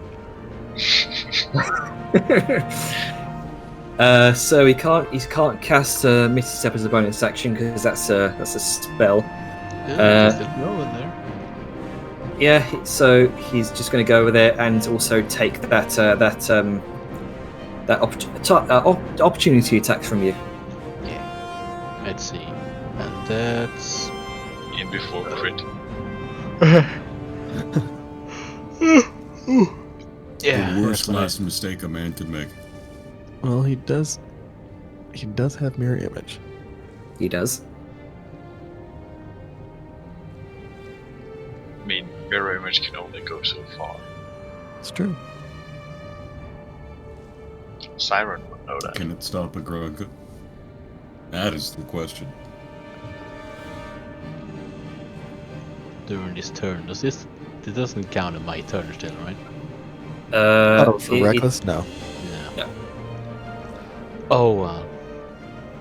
25. well. Yeah, 25 hits. Needs to, let's see, mirror image, get that 12 damage. in target roll there. Roll. No, wait, 10 damage. Dumb. Alright. Dope. AC equals 10 plus dexterity. Yep. Dexterity. Strikes one of the images and it's destroyed. Alright, okay. Fuck you, magic man. I hate your spells, Magic Man. It's true. Tora needs to make an intelligence Let's save. go. Oh, right, yeah. Here goes 8. 3. Nope. No, Went back down. no. That's Tora's, half of an 8. A wise person, but not a very intelligent person. Yeah. She It's goes okay, she's got down. it. She goes down again. He's never gonna get back up again. Aja. Where did that fucker run off to? You don't know. walk over and find out. Walk over, find out. Walk about All right, and dude. find out. Holy crap, motherfucker. Oh, hey. Hey. How's it going, buddy? Don't mind. Don't. What if I just. And another one. All right, 23. Sometimes Drink. purging is orgasmic. Indeed. It's like, oh god, Asher, what the fuck? I'm gonna purge. Guys, I'm gonna purge. Please don't. Gonna purge. If both of those hit, Children which they should, I'll let you mirror image roll. Two different Yeah, attacks. that hits Mortath. The first one hits Mortath. All right, so that's 17 right there. Rolled a 5 on that d20. 17. Radiant for the purpose of Yep. becoming resistance. Second attack. Let's roll that d20 again. Let's see. Need to roll a. You must roll, and with 2 duplicates, your roll must be an 8 or higher. Okay, so it hits one of the duplicates and it scatters. All right. Well, I did some damage, and that's what I can do. Okay.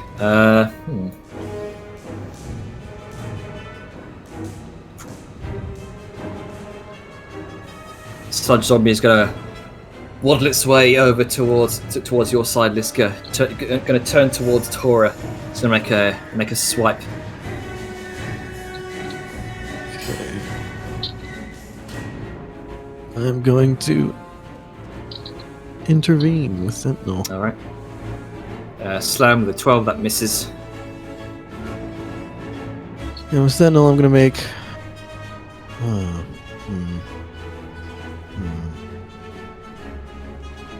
How do I? Yeah, okay. I'm going to substitute, because you can do this with attacks. I'm going to substitute it for a shove. I'm going to attempt to shove him away. All right. And it would be in that. Oop, don't want that to be a line. If it succeeds to that direction.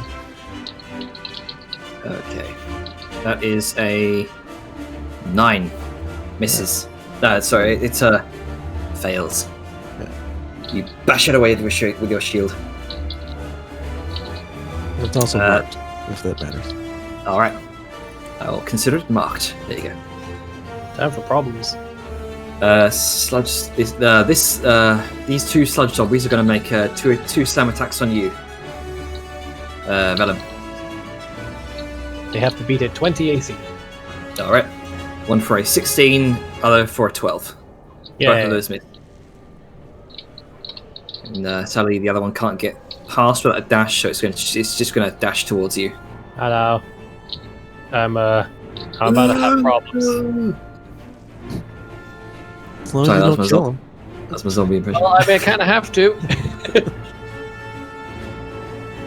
Let's see. Next up, that's all the zombies. Okay. Okay. Vellum, your turn. I'm gonna hope this goes well. I'm gonna hit this bottom one. All right. Okay. 19 19 hits. for 7 radiant slashing. Or radiant Alright. damage. The zombie detonates.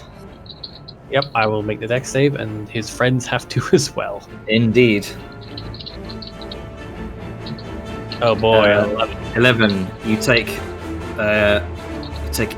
Funnily enough, 11 points of necrotic damage, Oh boy. and both of them need to make dex saves or take. I'll just roll the damage for that.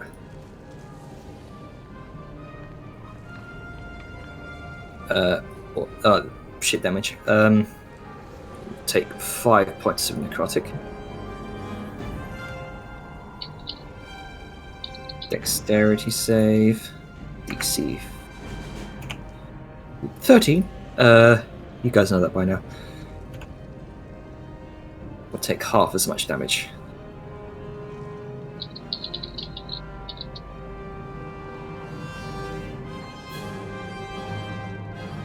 Alright, Alrighty, so bottom No one is chain- dead, and- no chain reaction. Good. I'm gonna go ahead and hit this one. And hoping that this can deal with this other one before it does anything. Okay, Okay, and slash. 22 hits. 7 radiant on bottom boy. 7 points of radiance. Okay, let me just move that d20 out of the way.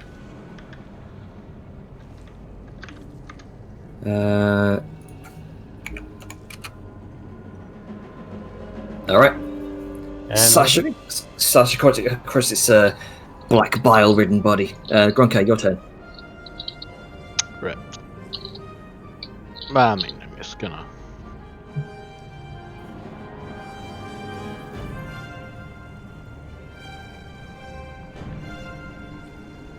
Hello.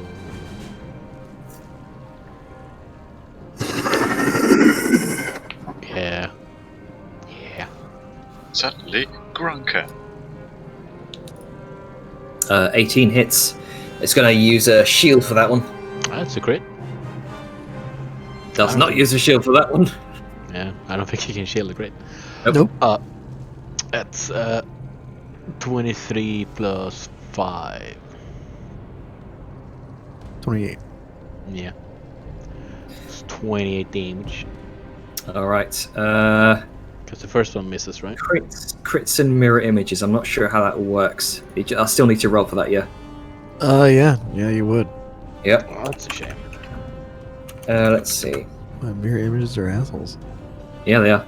They don't care about let's- your crit. Let's ping that spell attack there. With one duplicate, you must roll on the 11 or higher. That was exactly an 11. The final mirror, the final duplicate is just dashed aside in this swarm of necrotic tendrils of energy. No more mirror images. Fuck you. There it is.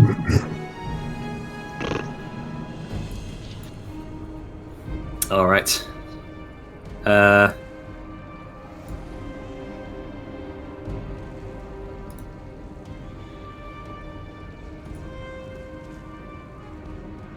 Two more of these sludge zombies come emerging forth from the walls.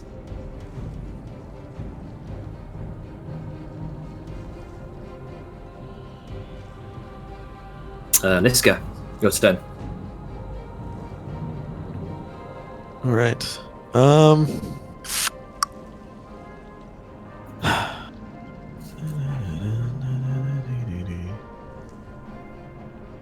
These motherfuckers. And then Gronka is like, we're defending Tora, and Gronka's putting in all the work.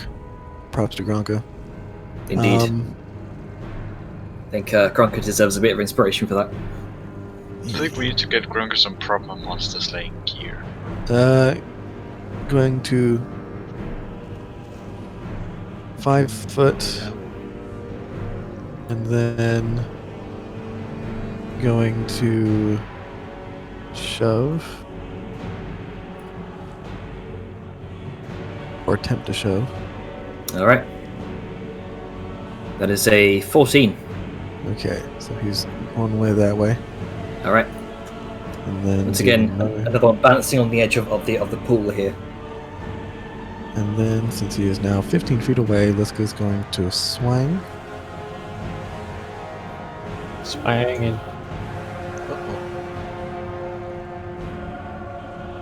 Wait, where are we? Okay, yeah. Hello. Yeah, hello, Jacob. Janet. Bonjour. Janet. Where's that boy going? Janet. I don't know. Hey, welcome back. Oh no. Hello. Hello. Hello. Buenos Yes. dias, Hello. boy. We hear you. Hello. Oh, Hello. Okay, there we go. That was yeah. Everything just shut itself there for a moment. Oh, Yeah, we can tell. So I imagine Okay. 26 hits Yes, for 13. 26 does hit. 13 damage. Doesn't, I would Right. The zombie uses shield. What the fuck? Oh, oh. Oh, The zombie Firefox calls is. meteor strike. Hello? Yeah, what's up? Yeah. Okay, Hey, sorry. we're- Firefox is having a bit of a fit.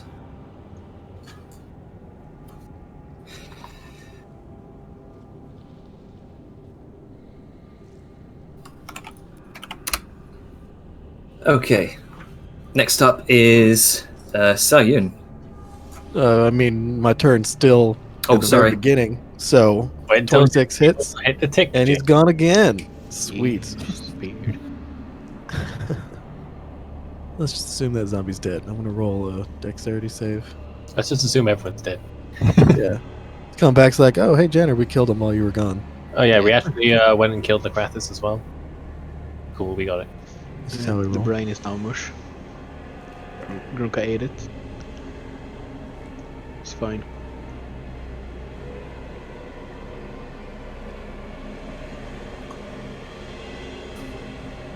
Hey, welcome back. Oh, Jane. Don't know what's going on. Discord has shit itself. Sorry. What were you doing, Niska? 26 to hit the zombie for 13 damage. Yes, that hits, and I took off 13 points of damage. Okay. Alright.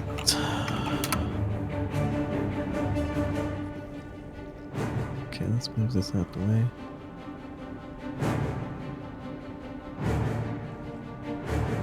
Did you take off 13? Because his color didn't change. Oh well. Yeah, it's 6 hit points. Okay. Oh, I hit it again. Okay. You know what? Every time I'm you say going. that, You know, I am gonna hit it, but I'm gonna hit it with a shove. Firefox just crashed on me. Okay, then I'll wait. Sorry about this, guys. That's alright. It's everything- Fine, it's fine. I don't know what's going on. I mean, it happens. Take your time, deep breath, calm approach. Also, Yeah. Avon, every time you Yo. say that Hawkeye, I'm reminded of that fucking old animation. Yeah, that's why I say it. Okay, so Earth is here's round. Earth. Man, that's one sweet Earth, right? Round. Hawkeye, here's I sugar. I can Fucking see kangaroo. it play in the back of my Fine. mind. That's a nice session, you might say. Anyway. Fire the missiles, but I'm retired. Okay, take a nap, and then fire the missile. All Right. right, See me, It also just crashed on me as that well. was a land. Let's try this again, shall we? We're Maybe. in vintage age, man. I remember Vintage watching that shit memes. on fucking albino black sheep. Yeah, Uh, old school. Okay, your next attack was what? It was an athletics Okay. Oh, to Roll 20, shove what the are you boy. fuck's sake, roll 20. Don't do this to me. It's gonna do it to you. Good boy. Yeah, unfortunately. You can start deleting unneeded zombie corpses. Yeah, I'm gonna do that when I get in. Not like we kinda get for XP. It's true. We don't do XP, silly. Exactly. Because if we did XP, Grunka would kill everything inside. Everything and everyone. Including I think us. there actually is a rule in the G about fucking killing things that are just below a certain CR of your level. If there isn't, then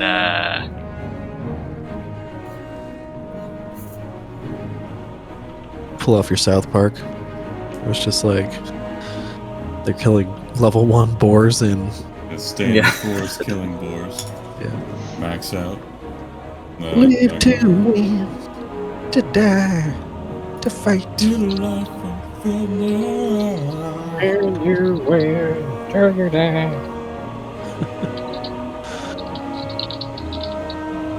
Whoop. There goes Jane.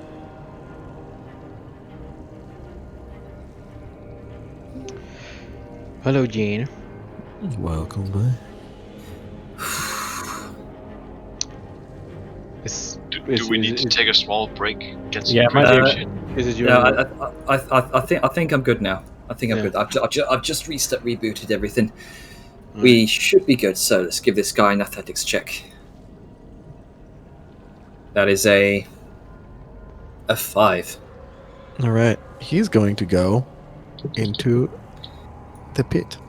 All right. So at the start of its next turn, is to Then- make those. He 15 feet 15 feet away. Away with you. And that is his turn. Alrighty. Does he get damaged by the pool? Actually, she's gonna go here. It's for every 5 feet moved. Wow. So getting out of the pool. Because zombies are dumb, would- and they don't Yeah. get out of things. So hopefully he'll just take a straight path. Possibly. Well, we shall see. All right. Thus is the end of my town. So Okay, Sayan. What you doing, Sayan? I am going to. I'm gonna do a quick dance about Archer. Because. Fuck you, I wanna hit double. Make me them deck saves. All right. You got 2 saves to make. One for El Number Uno and I'll just Mortef. roll it separately. The zombie. 10 Fail. takes how much damage?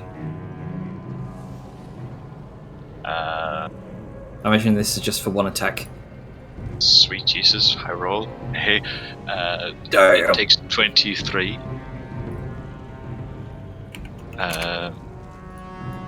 Mortef needs to roll for the dex save. Crashes through one zombie, makes his way to Mortath in this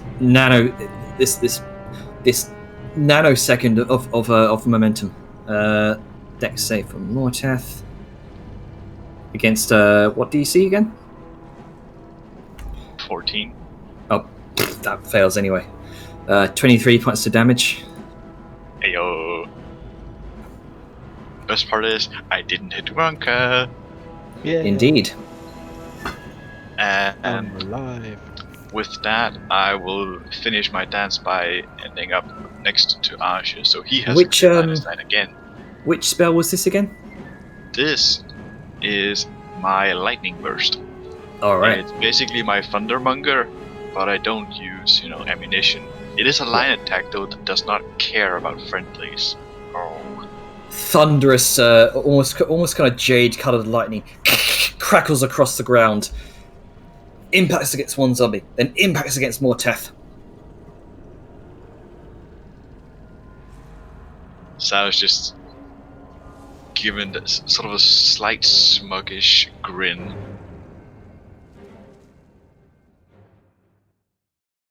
All right. Next up is Morteth.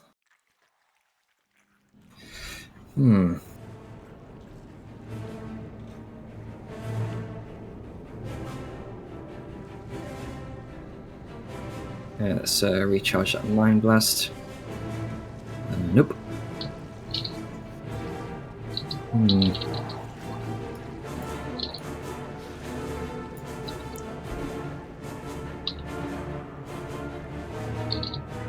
Roll get that D20. Nope, remains where he is.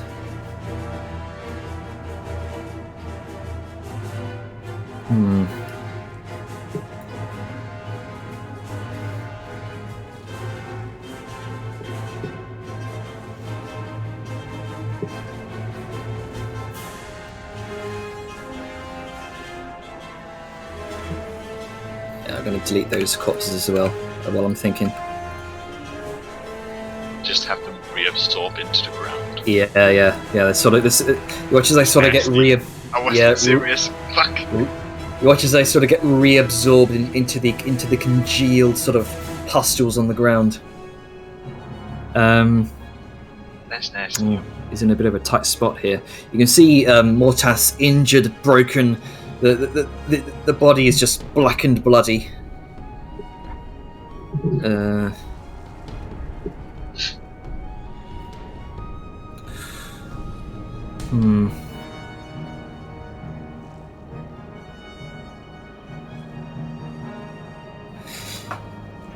It's going to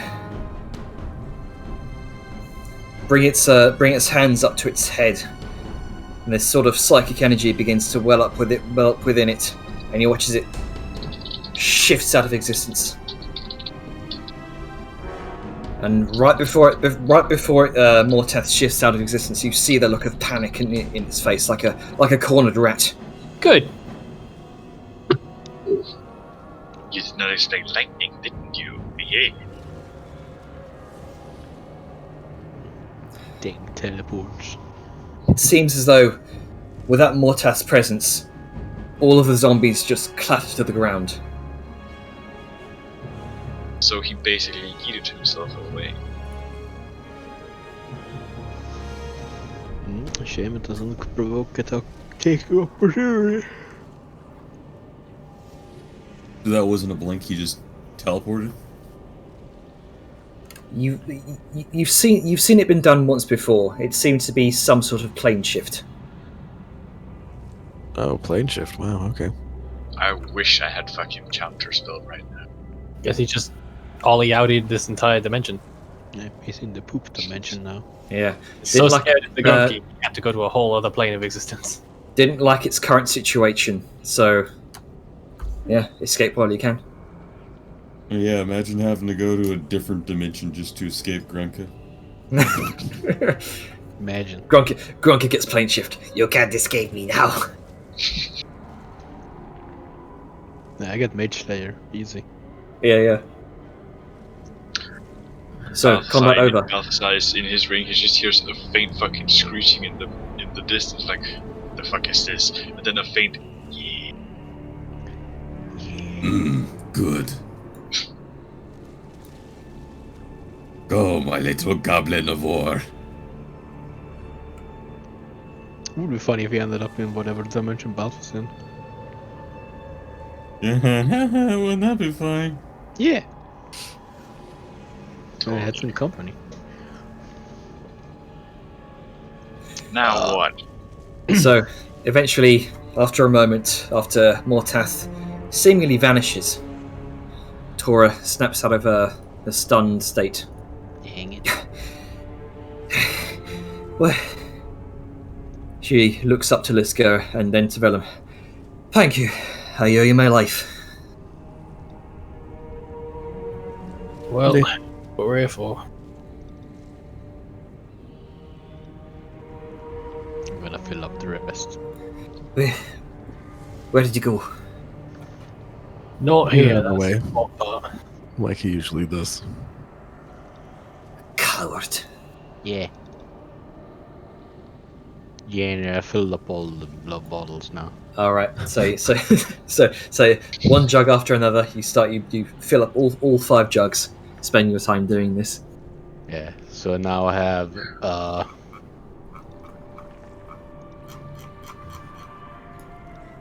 You can hear the scroll wheel. I now have 60 ounces of whatever this is. Oh, good grief! I mean, I can see how much that is in real weight. And you've this organic bowl now is about half empty. No, it's not too much. Just a bit of I a want liter. more. Okay. We should patch up and keep moving. Don't have the luxury of stopping. Hang on, I just gotta move the camera over because it's off center. There we go. Sao will turn to Asha and just sort of tap him on the shoulder. Hmm? We may have an issue. And the I fact that looked he over at escaped. some of the things on the tables back there. I took Ah, yes, I was them, hoping to do and so. one of them had writing on a piece of leather except the writing was familiar. Do you recall If I the go ahead and big take a ass glance? gate? Do you recall the big ass gate? You know, Gonna refresh. and all Ah, that? yes. In the whispering words, leave me alone. The writing is similar on this piece of leather as those markings. Could And I it's read the not- letter, please? And it's not spooky my fuckboy over there's. Could I read the letter, please? Yes. As his hand kind of impatiently comes out, asking a third time with a wiggle of the fingers. Har har har. So I will take out the piece of leather and hand it over. Thank you. Okay. I now have the letter. I'm gonna have to hold it. And I'm gonna read this bitch. All right. As you kind of read over it, the notes themselves speak out of desperation, as if cornered.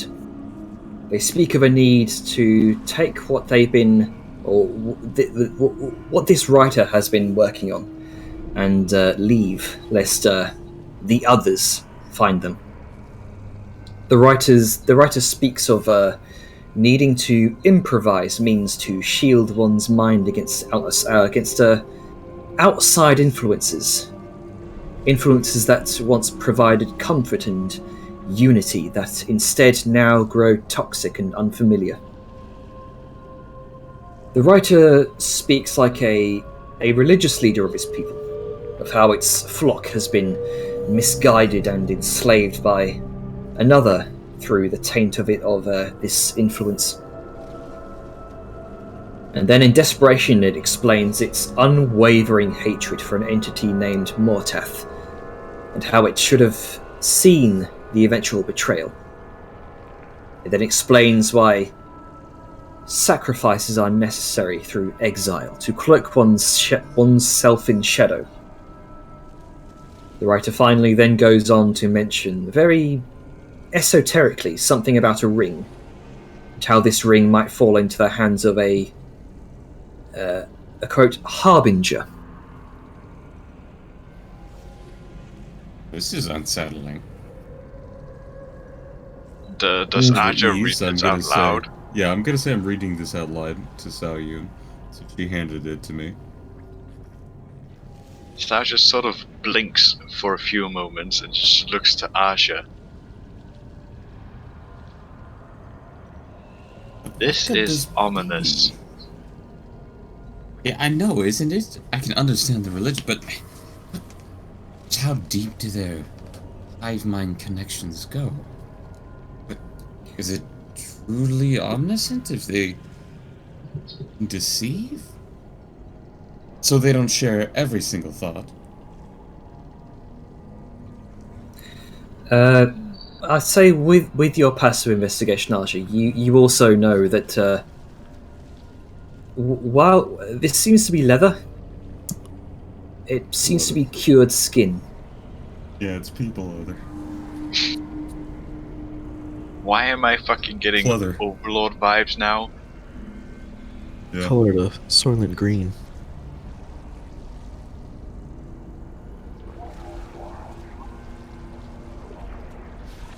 Swear to fucking God. Also, by the way, in case you didn't notice, this is human flesh. Very nice scroll, so, kind of rolls it up and stuffs that away. Delightful. Look, at this point, we're in a living drain of source that is necrotic. I don't care Oh, about yes, the skin this is- at the moment. It's the least of my worries. Real uncomfortable, isn't it? Let's go see how they're doing.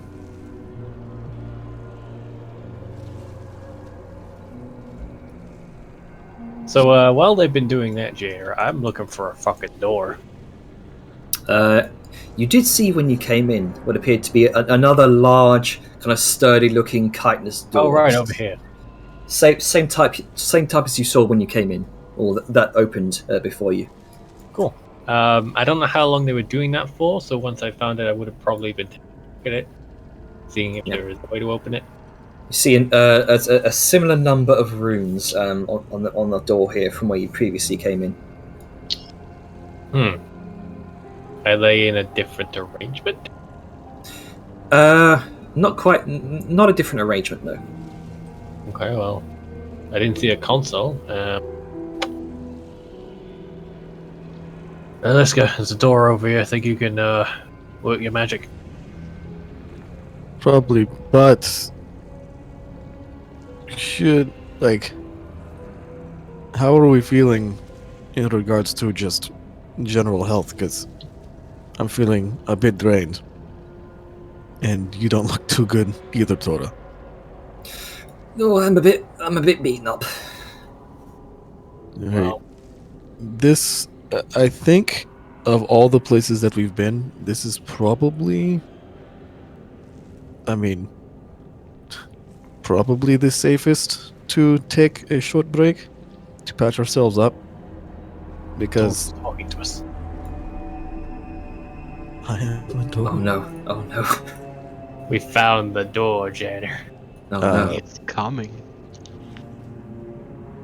But yeah, it's I think because this seems like it was Mortat's personal place, and we just scared him the fuck away. No, this is not his personal space. This is a space he took over, of course. Yes, that would make it his personal space. Well, even if this was defensive, they probably got ways to get the doors open. And Well, no, I'm saying that since this was his personal space, it is highly unlikely that anybody would actually come down here because they assume that, because from what is being said, and he motions to Azure, this seems to be kind of just everything here seems that this is a private sanctuary for Mortath, and he probably would not want to be disturbed. And I doubt that anybody would anticipate Mortath. Anybody would anticipate us coming and interrupting this place. I think, of anything, this is probably the safest place to just recuperate for a little bit. you're right, we have been taking a bit of a beating. A bit of a beating. Being optimistic. I'd rather be realistic. We took a shit ton of fucking everything. Yeah, I'm surprised we're actually alive. I've learned not to question. From alive and we're alive. Out of character, Janner, is this door shut on the way in? Did it shut after us or something? Seems to have shut after you came in. Right, well, on the off chance somebody peeks their face in, probably want to hole up in that little room over there. Reduce the chance we're seen. I'm okay with that. And are these doors, or are these open, just an open space? It's just an open space. It's kind of steps down about 3 feet into the chamber itself. Okay. Yes, because I'd rather be prepared and not, limping along. Yeah, you're right. This is probably one of the better chances we're going to get. Does anyone else have opinions? Anyone else have any If thoughts? we want to rest, this could be a good place to do it. I don't I'm think good to- this is the sanctum that was being talked about in the letter. I think it is that big-ass door that I saw you so No, cleverly put it. something tells me, even though it feels like we're pretty deep in this thing already, there's more. I'm pretty sure it was that big-ass door with the matching letters that you... Why else would you bring that up? The thing wanting to be left alone in isolation that spoke into our minds? Yes. Yeah, pretty sure that's it. Yeah. But this still seems like a pretty isolated spot. Well, we're gonna My rest sense- and get to it. My senses, the entity. My senses tell me the entity we're looking for, the Wookiee creature. I had the last of it wear off, but it tells me we have to go further down. But I'm willing to stay here for a moment. Rest up. Pretty smart. Aye. That would be very smart. But let's do that. Let's catch our breath and not die. Stop our bleeding. That'll be Wipe preferable. off the black ooze. Don't suppose you'd be able to help us with that fancy finger work with the magic that you do? Are you coming on me? Just kidding. I'm sorry, I've sworn into celibacy. No. Figure When you she's- cleaned this up before. What's that? Oh, yeah, it's literally just prestidigitate. Swing! Hey, thank you. What's celibacy? Last two. Because Grunka smashes, if you know what I'm saying. That's it, that there, Drew. God damn it.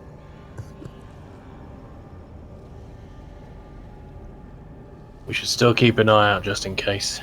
Yeah, let's get here. Oh, don't worry, I will. Okay. Tell you what, how about this? I'll just... And he just sits down, crisscross applesauce, looking out the front door. I'll just watch. Okay. So you joining them? Short rest, boys. Let's go.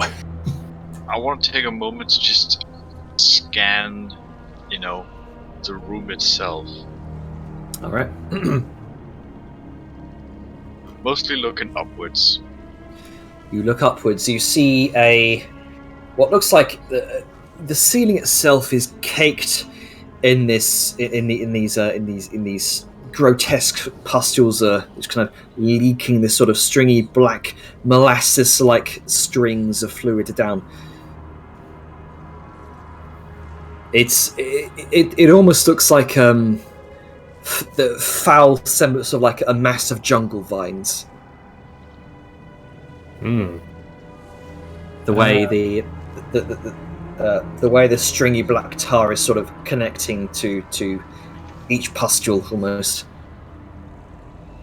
Well, Valima's gonna just pop a squat and do a little bit of like, not praying, but religious thoughts, refocusing and recentering himself. I'm gonna do my hit die and then go grab my food. It seems Alright. like it's time to. And And then we thanks have to Riot wound closure, I can get double of what I roll, which is good for my injured ass. Tora is going to, let's see, she's going to do a prayer of healing.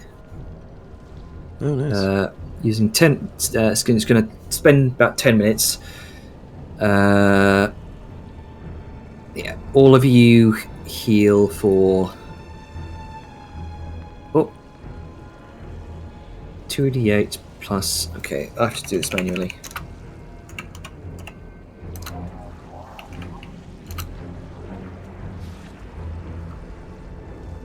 Actually, no, I don't.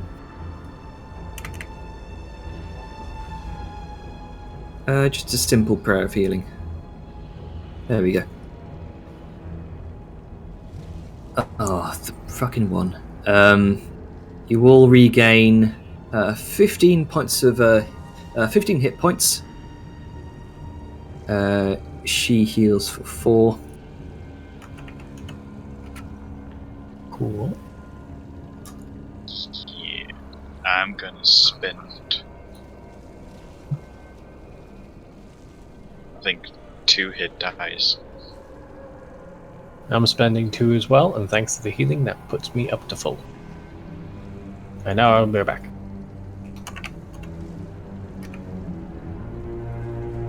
I am almost to full. I'm lacking 4 HP, but I'm fine. Benefits of long rest, short rests.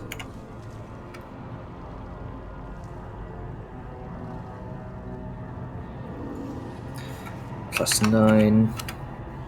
Oh come on.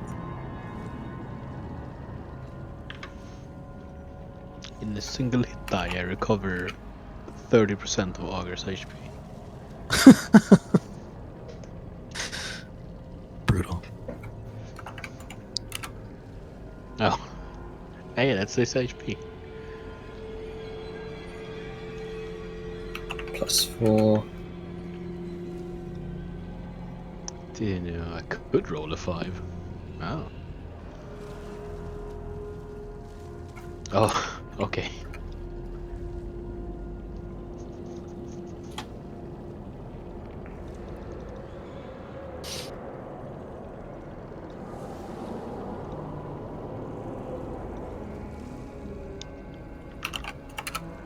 I'm not gonna And- lie, I was fully expecting us to die. Last one. Where are you? Yeah, What that do you mean, us. losing that concentration really kind of turned the battle.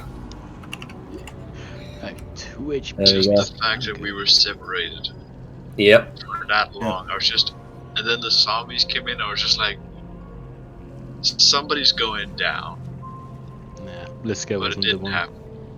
Yeah. if I haven't already, I'm giving Arsha inspiration for that fight because he effectively turned the tide of the battle there. Hey. Yeah. I'm glad I was able to get that chain reaction going off. Yep. In that, get it so people can come out and start doing some damage. Free the Grunka. Yep. Unleash All I the imagine is Grunka. like one of those like submarine warnings. Winner, winner, as he just Yeah. runs out frothing at the mouth.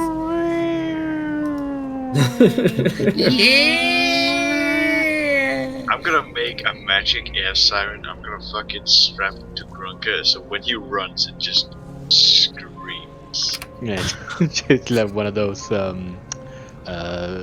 the German planes in World War II when they Mhm. Yeah. dive.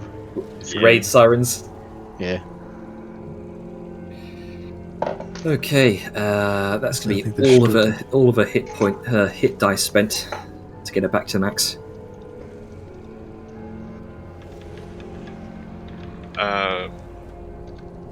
Just so I remember this right, recovering spells is a long rest only unless you're like wizard, because they have a feature for that, right? Yeah, wizard, and I think druids might have it too, or druids, circle druids, Alright. or sorcerer. So Because I was just like, maybe I could get some spell slots back, but then I was just like, eh. as you will spend your moments here resting, taking a moment to breathe. Is there anything you'd like to talk about? Or are you good to keep going?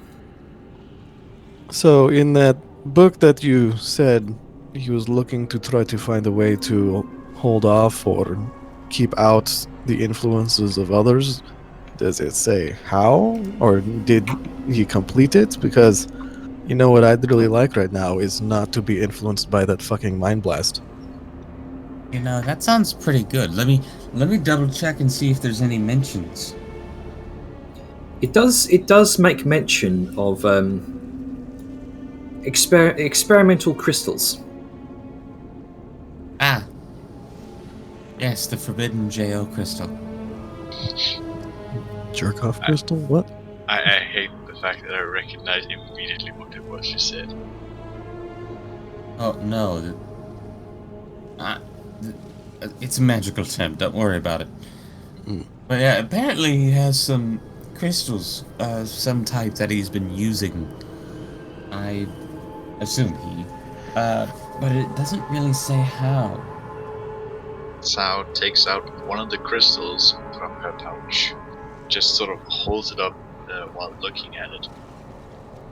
These were on the table next to the piece of leather.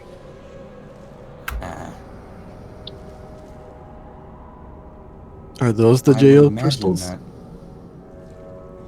These must be what he experimented with prior to success. Either that or this is the duplication that Mortath tried to make. Maybe he wanted to try to. I know, Ilthid cat. Sorry. Cat Uh, Slayer. Cat player. Sorry, sometimes Cully likes to change forms a little bit. He likes to be a cat now and then. Don't worry about it. Just get back under there.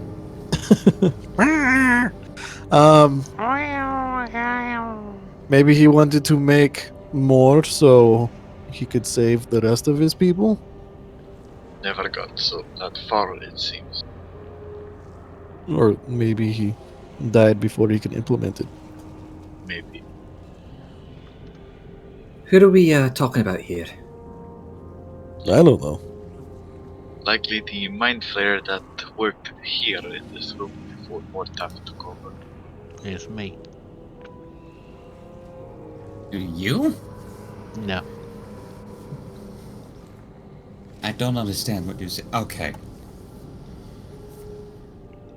Well, buddy, I don't think that this guy obviously was Mortath because the grammar doesn't work.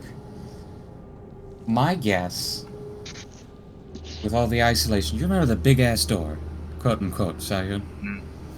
I think that rather large, ominous, ruined door with its with its odd way of communicating might be this exile. I think Perhaps. once we handle our business here, you should go check up on our friend. What, and kill him too? Maybe, maybe not. The question is, hear me out on this. All of these things have been terribly mind controlled. If this thing is breaking free, talking about vile influence, and after, it seems, that influence, they've decided to start doing their odd warring with the deep dwarves, they could have valuable information that could help, you know, shape the fates of the known world above us. Listen, it's an Inquisitor. It's what I do. It is literally in my name. You inquisit, yes. Yes. I mean, just judging from what I've seen, just being here, this place was set up to do most of the horrible things we've been seeing anyway. It's not like the mind flayers were good before this shit went down. It's just a different type of evil. This is fair. This is fair. Like, yeah, like it was not good to begin with. I'm not Greater, necessarily saying it's lesser, good. evil is evil in any book. I'm just saying that perhaps we should study this evil while we have the chance. If we need to purge it, we can purge it. If not, well, then perhaps we can lead it towards something else. Weaponize it. Sort of like the Arachnes weaponized us. Would you really want to have mind flayers running around in the world above? No, not necessarily. But I would, if this thing knows something, I would want to know it. Simply put, there is just magical studies abound to be found here. These are creatures that are spoken in rumors in closed circles. I've managed to save one's corpse, and it would greatly benefit my people and my society of the High Chalice if I were to learn more. If nothing else, just to be able to fend them off should they ever decide to come to the surface. I mean, they seem to be fent off relatively easily with certain implements, and she holds up her sword. Yeah, certain implements, points to Grunka. Yeah. I have no object. I mean, I feel like we've You're an object definitely- of war and admiration, Grunka. I don't know what that means. It saying means you're strong. Okay. it means people appreciate you. They like what you do. They try to copy what you do. Those people are us. Very good job today. Augur, I'm straight. That's okay. But he smashed though. So, but I definitely think. I mean, we've interacted with them with alarming regularity for the past, I don't know, 2 or 3 days. Don't know how to keep track of time down here, but I've just been counting by using light, but it's very hard. yeah. But I mean, what are their strengths? They can stun you. They tend to like to eat your face and brain. They have those weird little fucking dog things, dog brains. But I mean, aside from that, like if you can just shore up those kinds of defenses and then just make sure that on the larger groups, take out the big guy first, like the squid-faced people. I don't know. Oh wow, Vellum. Don't mind me, I'm over here doing that. That those I'm more notes concerned that made- you had to use a macro to figure out what 4 times 3 is. Look, I'm not smart, okay? I'd rather just have it do the Nigga, calculation. that's 3rd grade. I'm thinking. Tora turns to Sayu and then to Aja says, "Those notes made mention of this entity itself trying to shield its mind from some sort of influence. Those crystals, would that happen to do anything with that? I think it's related. Do we know what those crystals are? What they do?" Not yet. Not at all. Give me a moment and I would like to ritual cast Identify. All right. So, ritually casting Basically Identify. what I do in the downtime anyway, so Yeah. All of the crystals light up with the same enchantment. These appear to be experimental mind stones. Mind stones. When you use an action to toss one of these crystals into the air, the crystal orbits your head at a distance of 1d3 feet and confers benefit to you. Thereafter, another creature must use an action to grasp or net the stone to separate it from you, either by making a successful attack roll against AC 24 or successful DC 24 dexterity acrobatics check. You can use an action to seize and stow the stone, ending the effect. The crystal has an AC of 24, it has 10 hit points, and resistance to all damage.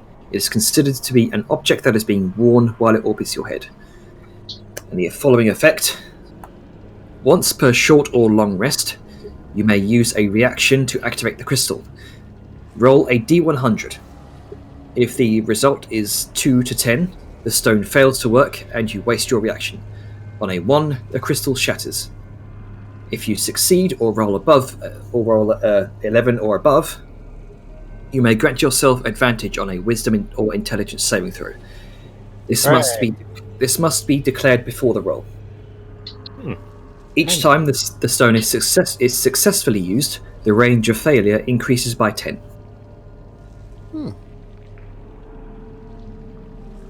So, diminishing returns, essentially.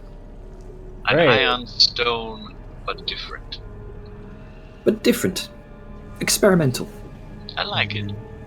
Attunement. It does Sounds require sort of- attunement.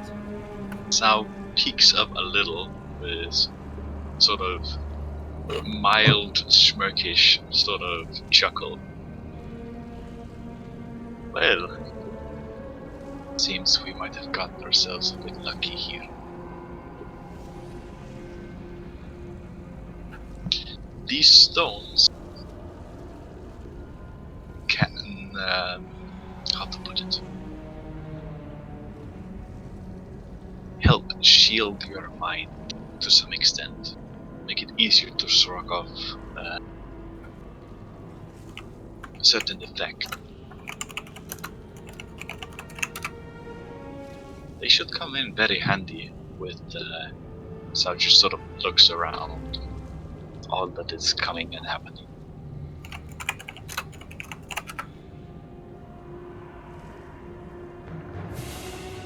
So, anyone want one? Hold on. Hmm. Trying to figure out how many items I'm attuned to right now. I'm gonna cook my brain using them, are they? No, they don't cook your brain. God damn it! I was typing in Slayer's Blade And into then my you typed in inventory, cooked and brain. then I was like, Slayer's Brain. Wait. I mean, that's what you have, a Slayer's brain. That's Slayer's Brain. I mean, it's true. Don't need to attune to it. Can How come many to it. do you have? I have 6 of them. But they can be destroyed. They can be Hmm. destroyed. It's one for each. And I will be honest, they may or may not work all the time. Well, even if it's risky, better to have some protection than none. Okay. I have 6 of these in total. I will Sure, be I'll keeping take one one. for myself. That means there are 5 to go around. I will take one, and I guess attune to it. All right. So how many of us are there? Stupid question. 6 including Tora. Yeah, well, yeah, just one for each then. Tora raises up her We'll hand. just pass one around for each, I guess. Right. Yeah, I think I'll take one. It's worth the risk. I'm gonna. Jenner. Mm-hmm. Based on the deceptive subtlety of these mind flayers so far, can I make some kind of roll to determine whether or not this is a trap? Sure. Go ahead and make an insight check. Because If I don't it want was to a go trap. put random magic shit on my brain. Found Look. in a fucking semi-demi-lich's room. Listen here, Chucklefuck. I cast Identify on it. If it was cursed in any way, shape, or form, I would know. Actually, no, you Identify wouldn't. does not Ident- give yeah. curse information. Yeah, Identify doesn't tell you if something's cursed or not. Yep. Once That's you a attune to specific it as spell well. in itself. I'm pretty sure Identify tells me if I'm fucking gonna be cursed or shit. Nope, I've Nope. actually read into it because I've cursed players before. It's hilarious. I feel cheated. What the fuck is Identify useful for You then? need detect curse For identifying items. You win this round, even. I mean, in fairness, how is a DM supposed to trick people into having curses if Identify just all purposes it? Ooh. Well, it's a bit weird that we find him here, but I suppose we can use him. I think you also got those potions, didn't you? The Yes. mysterious potions of not knowing what the fuck they are. Did you want to do that later, or did you want I to mean, do I can do that now? identify them as well because ritual cast I did. Okay. Okay. Yeah, I mean, Uh, we have like an hour because we're short. Right? Yeah, that's fair. I'm Okay. mostly just gonna focus on the blue one and the liquid metal thing. I mean, you can just sip them to figure out what they are. I'm Yeah, not taking that random- risk. No, I mean, like, because potions. So, potions are spell completion. They only affect you if you drink all of them. I get that. Well, better safe than sorry. But But I just would saying, also like, like to I mean- know before I put something in my mouth if this is literally a Fine. fucking liquid metal thing. Okay. Wait. Oh. Sorry. We can do the ritual if you like. Okay. So the larger potion with what looks like a liquid metal kind of rolling around in the bottom appears to be a potion of invulnerability. Ooh. And you've never seen anything like this before. That is some spicy shit. That's The- the emergency oh fuck button right there. The blue potion, the one with the sort of sapphire like liquid, The man is to be a potion of greater mana. Fuck is mana? And upon drinking it, it restores 2d2 plus 2 levels worth of spell slots. Ooh. God damn. Identify that and then just make a killing doing that for spellcasters. I think you probably need to be an alchemist for that. You've never seen anything like these types of potions before. These appear to be very experimental. I am very fucking happy. I picked up Identify. alchemist tools. Yeah. Hey, it sounds like Krunka had got a new drink. So, Potion of invulnerability. Damn. quick question. Sal's, it's clear Sal has a keen interest in this liquid metal, right? In the pool in the center of the room. Yeah. Yeah. The mercury-ish stuff. Yeah. Has it been obvious, Ducko? Yeah. Hey, Sal, I need to ditch a few things, so I'm probably going to stuff them in here. You want to see what happens? Scientific curiosity and all that? Oh, So yeah, I can you just identify looks the to weird him for a signature? moment and just... Vellum? Do you know what's in that pool? Looks like some kind of lagoon. Do you know what's in that pool? I know. I just want to know if you know. I do not know what's in the pool, but I will tell you this. Don't try and stuff things in it. Krunka adopts the Alright, I'll stow these in the other room then. Then he goes back to... Strangely, he seems to be emptying his bag out a bit. You're gonna poke it with a javelin. For fuck's sake. You poke it with a Okay, javelin. like- You see you can see the sort of chrome-like liquid gathering at the end of the javelin as you lift it up and sort of drips off back into the pool. It's got it's almost heavy. It's in its consistency, very sort of viscous. It's like it's like slug slime. Hey Grog, how you doing on your healing kits? Still got mine if you need one. Oh, there you are. I didn't catch that. I didn't know where you were. He couldn't find you. Yeah. I mean, I could take it. Yeah, probably not much good on it. And he'll sort of take it out of his bag, give it to Grunker. Heck yeah, Okay. that's £3. Don't worry about it. Thanks. I'm this close to doing the most heinous thing Balthazar can imagine, throwing money away. Then again, it's coppers, so shit. Sorry, continue. I'm just here in the background, doing my own thing. Do you want to Uh, take some time to identify what could potentially be that liquid metal in the middle? Look. So far I've spent half an hour on ritual casting Identify.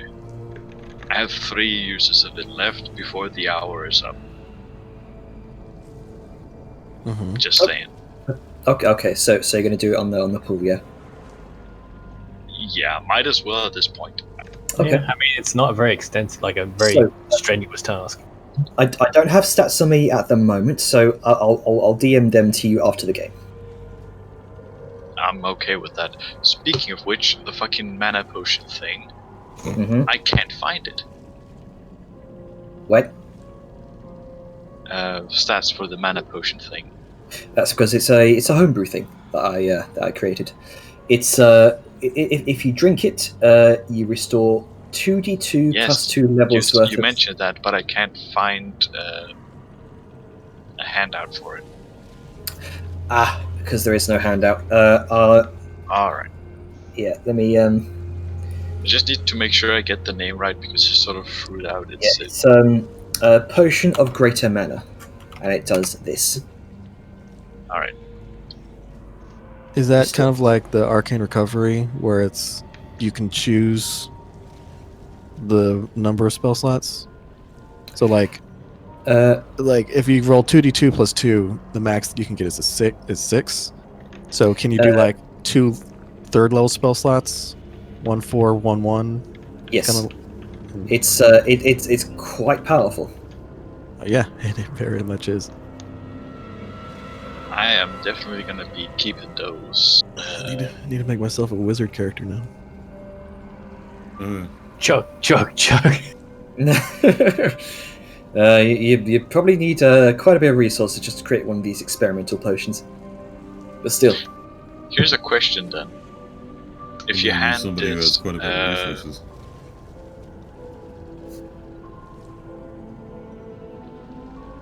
sorry, go ahead. if you give the mana potion thing to a warlock and they drink it, what happens? They explode. I'd say I'd hope you roll high enough to get to their spell slot level. Yeah. What if Grunka drinks it? He has no spell He becomes slots. a wizard. Yeah. Gets diarrhea. He multi-classes. Yeah. No, it gives you an Multi-classes. excuse to multi-class into wizard. Yeah. Congratulations, we've now Gestalt. I can now do the. No, I don't think I'm done.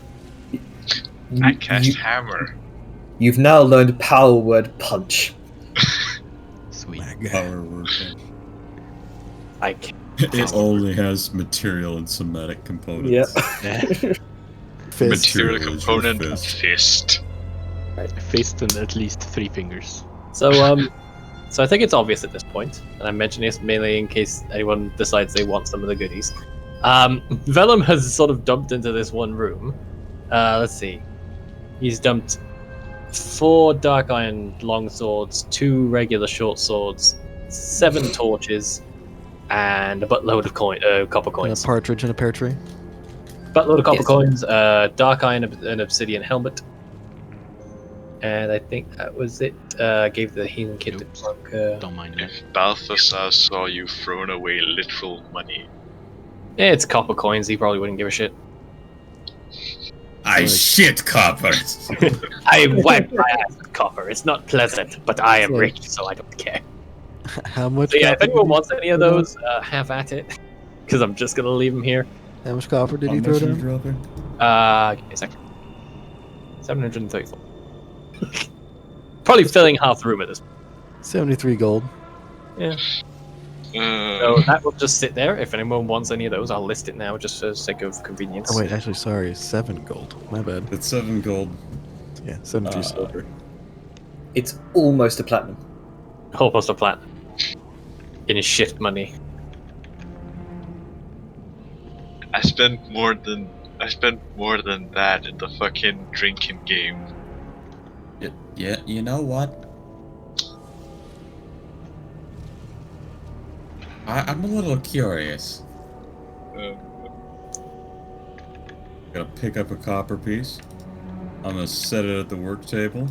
I'm gonna use my gloved hand, pinky out some of this mercury, and flick it on the copper piece. Which is it just kind of sits on the copper piece for a moment. Nothing. Well, I'm glad I didn't try to be an alchemist.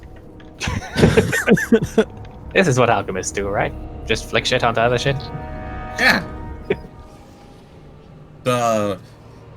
Obviously the solution is to ting, flick it in there. I Alright. wish for you to do something. Wishing well. I don't think that's how it works. Oh, what am I supposed to just reach in there and then grab something and Yeah. pull out a coin?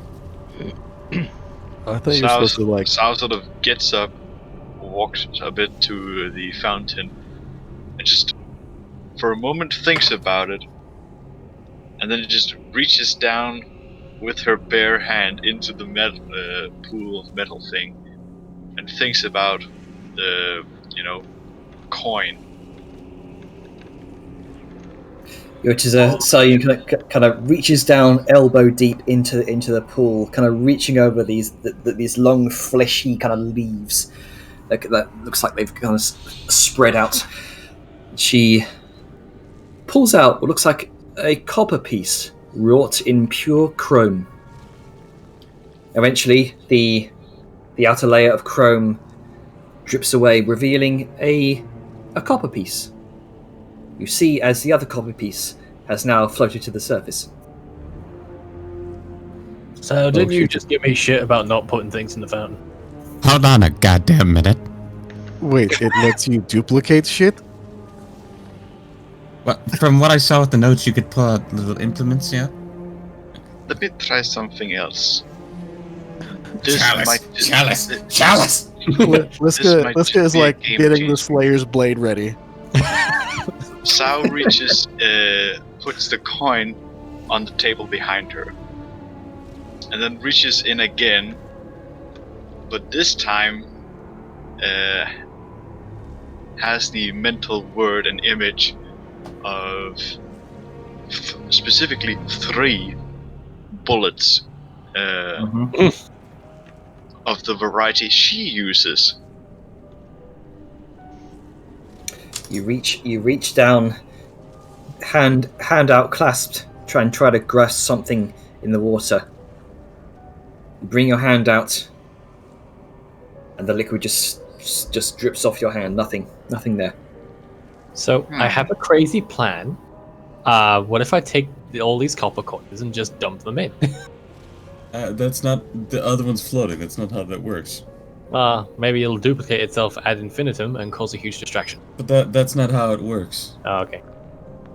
Well, this is Vellum here. He's not. Well, yeah. Sao sort This is of me. thinks I for read a the note. moment, as she rubs her fingers over her palm of the hand. Interesting. Let's try Let's it go. without that exchange. Let's go walk. Let's say I want a tiny little high chalice symbol. Little palm-sized sucker. Let's reach in there, swirl the hand about, and lift up and anything. You see within your palm a tiny little high chalice symbol that seems to have solidified from the liquid. All right. Sure, well, I want to In put goes the something in robe. it. Sorry, go on. So the notes were right. Small little things, tools, implements, probably fitting within a palm. Looks to Liska. This fits in my palm. Humanoid palm. I am humanoid. A not so. What do you mean, you people? I mean, you're fucking huge. Let's try it. Lord. Hypothetically speaking, if I and you can do it, maybe she can as well. I think it's a size limit on the medium rather than the actual hand which grasps it. Janet. Let's put it to a test. Sao Yes. looks to I Liska. got it. Liska puts in the Slayer's blade. All right.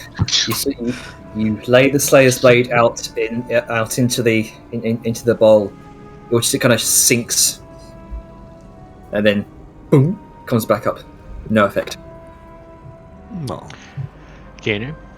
Mm-hmm. I'm gonna try it with the charlatan's die. Okay then.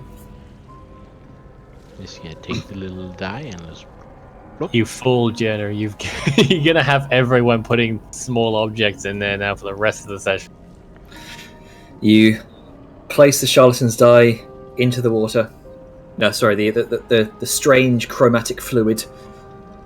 It sinks down, disappears beneath the surface. Boom, boom. 2 of them resurface. Oh. Oh, so. So it works with magic items as well. Liska's gonna look to Vellum. Your amulet. Well, I was gonna say, flicks the earring. Oh, Seems Could about be. that size, and we do need more of them. I See, mean, true.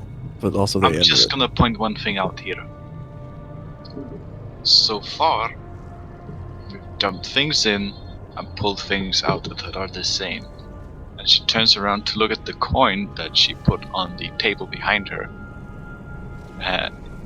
Does it look the same, or is it just, melted pool? It looks the same. Well, she picks it up and sort of holds it up a bit. You put in a copper coin and you pull out one. Put in a die, you pull out a pair of dice. Magical dice. Sayun, you pulled out one. You see the other copper which you haven't retrieved is still floating there on the surface. Yeah. Now my question is, and Sao holds the coin she has in her hand over the metal as she scoops the other one up with her other hand. There are two of these now. One is made from the metal below, the other one is not. But for how long? Because I really seriously doubt that this is permanent. Probably not, but And why not? Think of it this way. If a race like the Mind Flayers, mostly psionic based, I guess, could make a metal that could form into anything else permanently, what stops them from just making more of it, scaling it up? I mean, it probably is extremely difficult to make. Like, They have eternity to make it. I mean, true, but on the scale of time, eternity is a very long time. We don't know how long it's been that this has been made.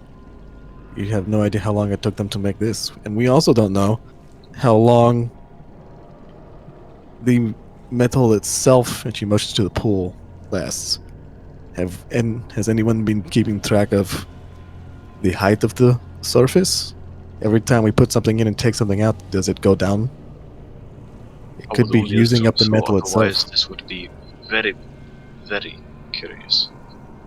I mean, it's magic. Magic is always weird. Magic is also bound by a certain set of rules. I mean, it doesn't seem to be from what I've seen of it. But I'm also justified to. Vellum! magic is fucky, but I believe Amulet! so. Amulet, come on.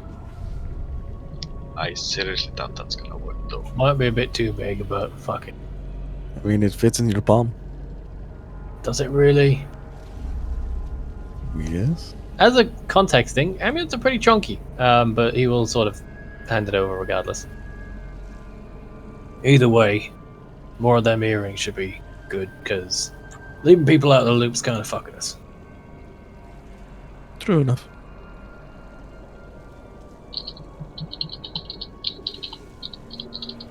All right, you make your way over, Vellum. Take off your amulet. Oh no, I ain't doing this shit. I ain't touching that. Fuck that. Let's go do it okay. itself. All right, so Liska takes the amulet. She wanted the amulet so fucking thirstily. Periaptive wound closure. Yeah. You dip it into the liquid and let go. It floats on the water, disappears beneath, and then boom, resurfaces. No secondary amulet appears. Hmm. Oh well. You didn't tell me anything, you fucking pussy. And she takes it out of the liquid and then tosses it back to I him. said it might have been too big. Puts it back on. Supposed to be.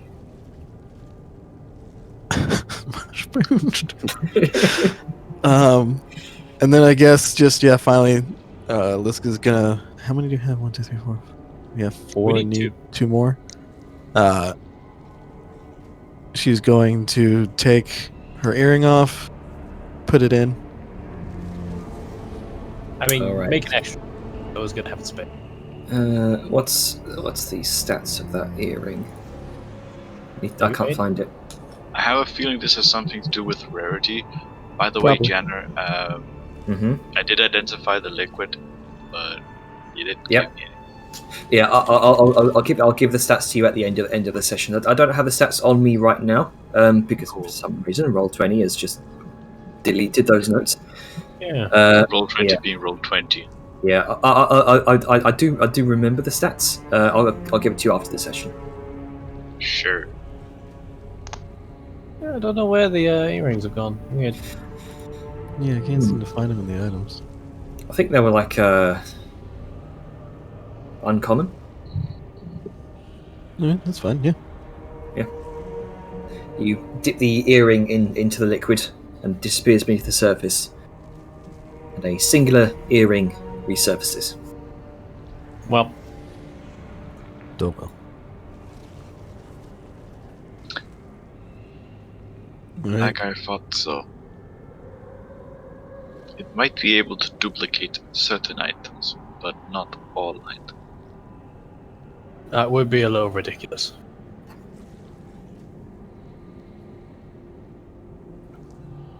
Alright. Everyone feeling good? Feeling caught up? Feeling... I'm feeling perky and ready to hit something in the face. I have to go. About as good as we're gonna be, I guess. I'm just leaving the pile of shit. There's a pile of crap in one of the alcoves. Random It's like when you empty out your backpack in some dungeon in Skyrim. Just gonna dump all this here. Somebody will 17 deal wheels of cheese. and- with it. No, you take that for when you need to eat 50 of them in a second. 14 iron short swords you found on some bandits somewhere. I mean, Do you it's- need a disc? Do you want a disc, Felon? no, just lightening a load of anything non-vital in case I need the space. Yeah? Alright. Well, And you could do that when you actually need the space. Well, if let's not tell him what to do. If he wants to, as Audrey just starts picking up copper piece after copper piece. I mean, it's out of my bag, so have at it if you want. This is more if Tell him, these are hundreds of coppers, and they're worth a fraction of what we have found. I needed to free up the weight.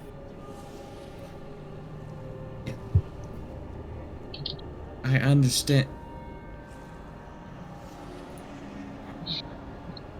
Does he understand, or is he just saying that? You know what? What? Okay.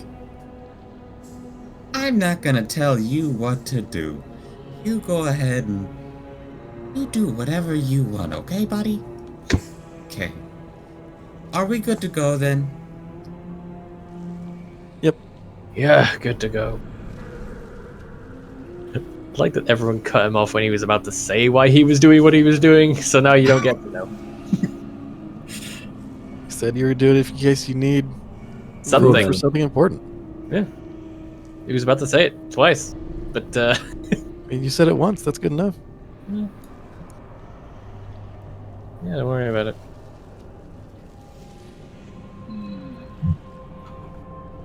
So yeah, I guess we're set to go. Right to go. Alright. Alright, well, let's get the hell out of here. Making your way up to this this kind of beetle carapace like heavy looking door. Making my way downtown, walking I've fast. been trying not to fucking say it all bitch. second. God damn it, Ducko.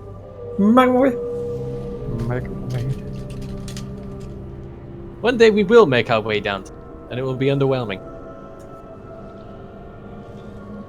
For you.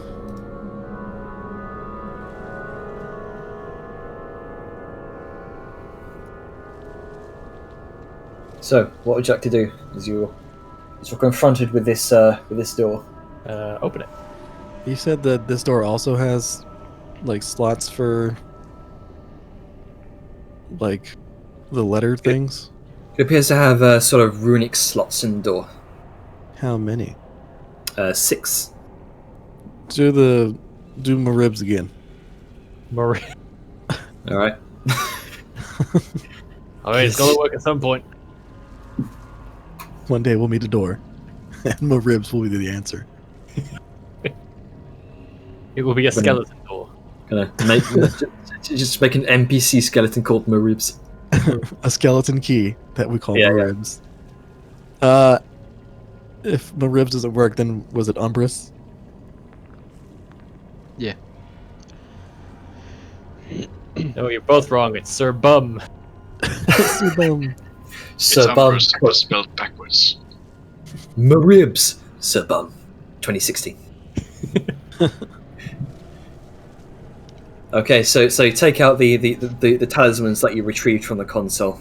You organize them on the slots on the door to spell what you recall as Umbrus. The massive chitinous doors and creak open.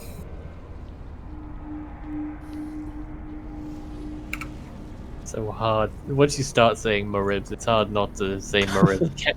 Maribs. Maribs. God, Hey. ribs.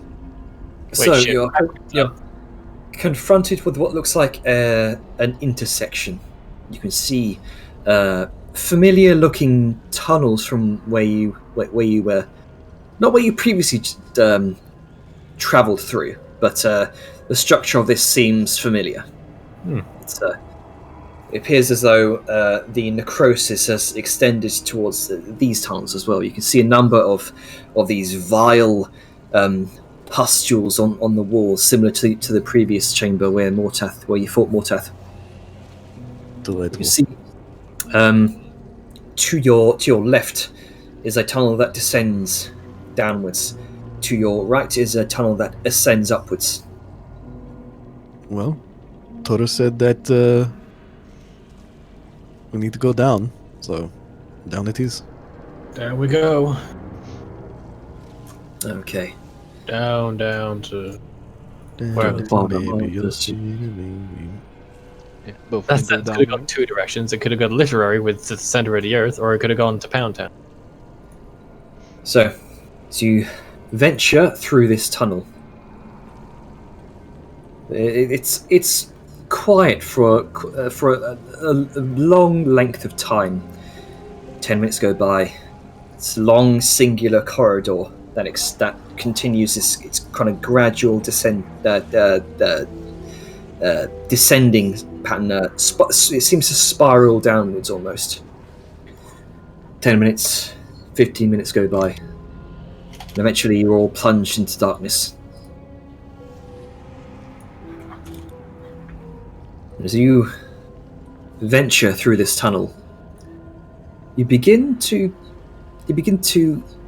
notice what looks like faint puddles of what looks like luminescent greenish fluid every now and then, kind of dotted around the sides where the walls meet the slick, kind of spongy floor. Of course. I don't like And this Sayun, you see in particular, you're the first one to notice this. You begin to see small worms wriggling and squirming within the fluid, within the puddles. Not too dissimilar to those that you saw in the large fleshy bowl you saw in the birthing chambers, where one wriggled behind the eyelid of one unfortunate victim. Guys, watch where you're stepping.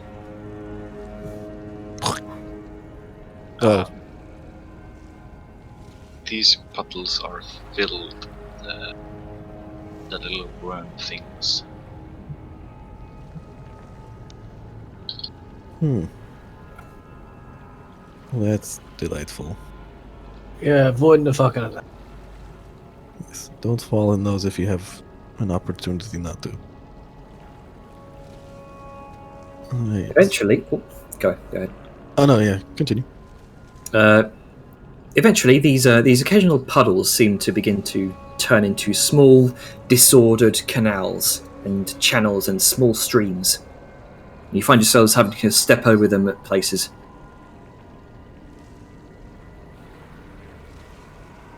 As you continue further, your further descent, you can begin to see As if travelling the length of a long branch towards the trunk of a tree, you begin to notice other tunnels beginning to intersect to your location. You also notice the veins on the walls that have been ever present in your journey through the bowels of Shuggoth seem to grow larger and thicker as you travel down this route. Every vein seems to be converging like the branches of a tree the further you journey to its trunk.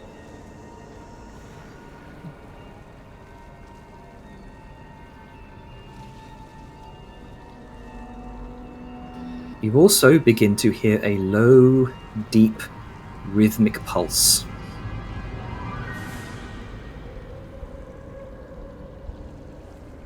Oh, that's disconcerting. Very. Quite don't like that. Can't say I liked anything we've seen since we got here. Aye. This is...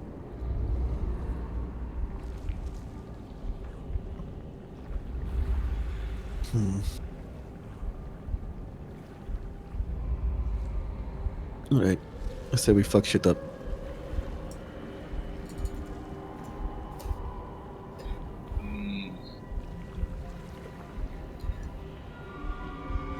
As you continue down, spiraling, twisting, turning, more and more of these tunnels converge upon your route.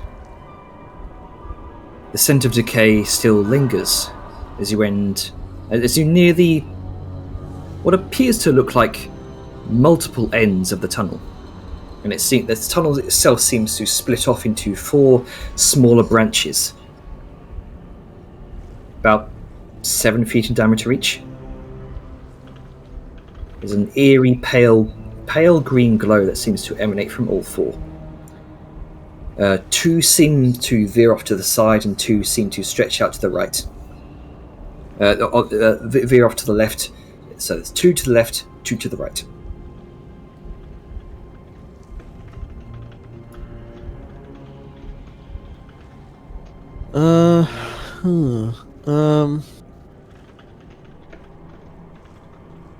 Well, I'm gonna look to Our Tora. resident. Yeah. Do you have the capability of trying to find our little gal, or are you kind of tapped out? I think I'm tapped out. Well, shit. Alright then. The last time I could sense it was back in Mortath's chamber. Alright, well.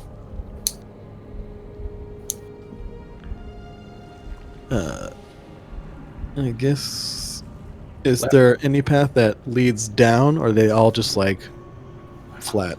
Ugh. They all seem to lead off towards some. Sayun, you'll be able to notice this. They all seem to sort of lead off towards the same place.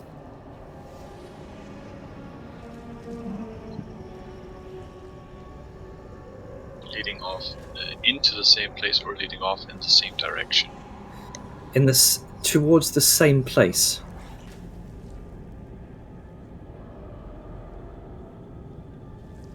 They all seem to go the same way. Oh. Alright then. Eeny, meeny, miny, mo. And, Liska's going to choose the second left one. Alright then.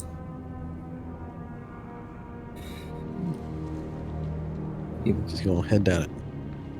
Alright. You begin to make your way off towards the second left one. As you make your way off, you can begin to see a tremendous, almost lattice work as you make your way around the corner.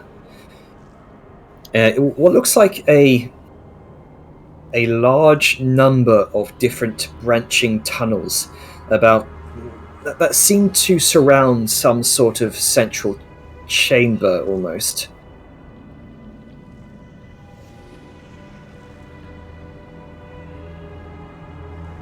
And you gather this appears to be some sort of network of varying entrances to the same chamber.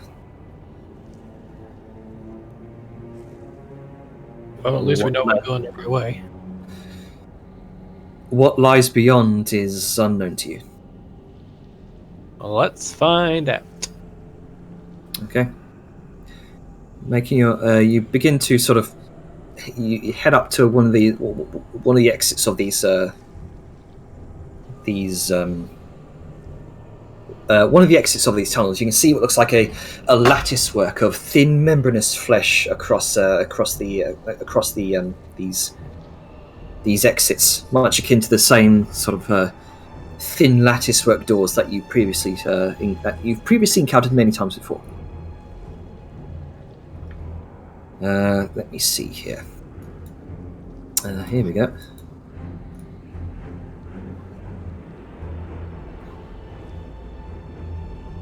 A tremendous chamber spans out before you. Oh, hang on. I think Stream Sirenscape crashed. Yep, it crashed. There we go. Let me just. The dramatic lightning was too much. Yeah. Give me a second.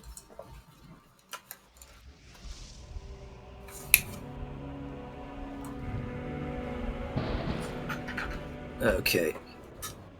Let's try that again.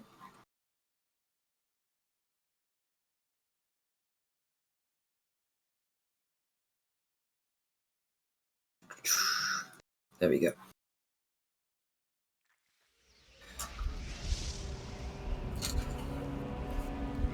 A tremendous chamber spans out before you, illuminated by an eerie pale green glow. Before you is a massive central chamber, almost 200 feet in diameter. And a thin haze of greenish fog rolls throughout. The columns, shaped like twisted spinal cords, shape the chamber like a dome. And a massive network of tentacles coat the top of the roof. This is likely where all the pits of tentacles were leading.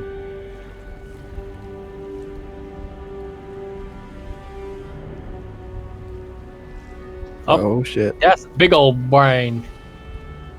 Yep. There's a That brain doesn't up look there. anywhere near, Good. something natural grown as we've seen. Oh lord, it's thick Thanks, I hate it. and covered in machines. Yeah. And there's people. Biomechanics. There's full Oh cover hey, look here. at that. Oh, that's interesting. Oh, that's cool. Oh, dead bodies are. Sure, those won't come up. I see And, something we should very much take note of. Yeah, right yeah, now. I'm seeing it here too. My worry is what's on the other side, because there seems to be a mirrored platform. Full cover. The chamber is illuminated by the same pools and canals of tadpoles you saw previously. A long moat encircles the outermost circumference of the chamber. You look below to see thousands of tiny tadpoles swimming through the fluid. The previous channels and pools you encountered were probably just smaller branches of this central spawning ground.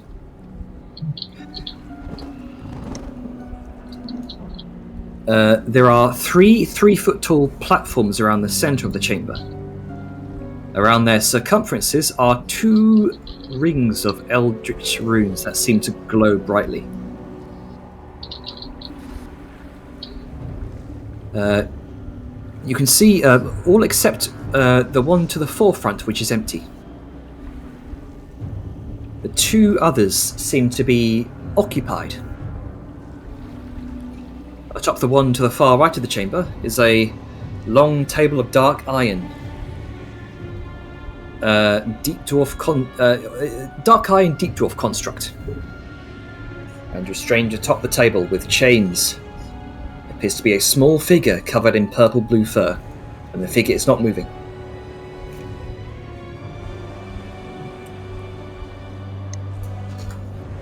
Sat upon the platform to the far left of the chamber is a bright, shining blue beacon of an object.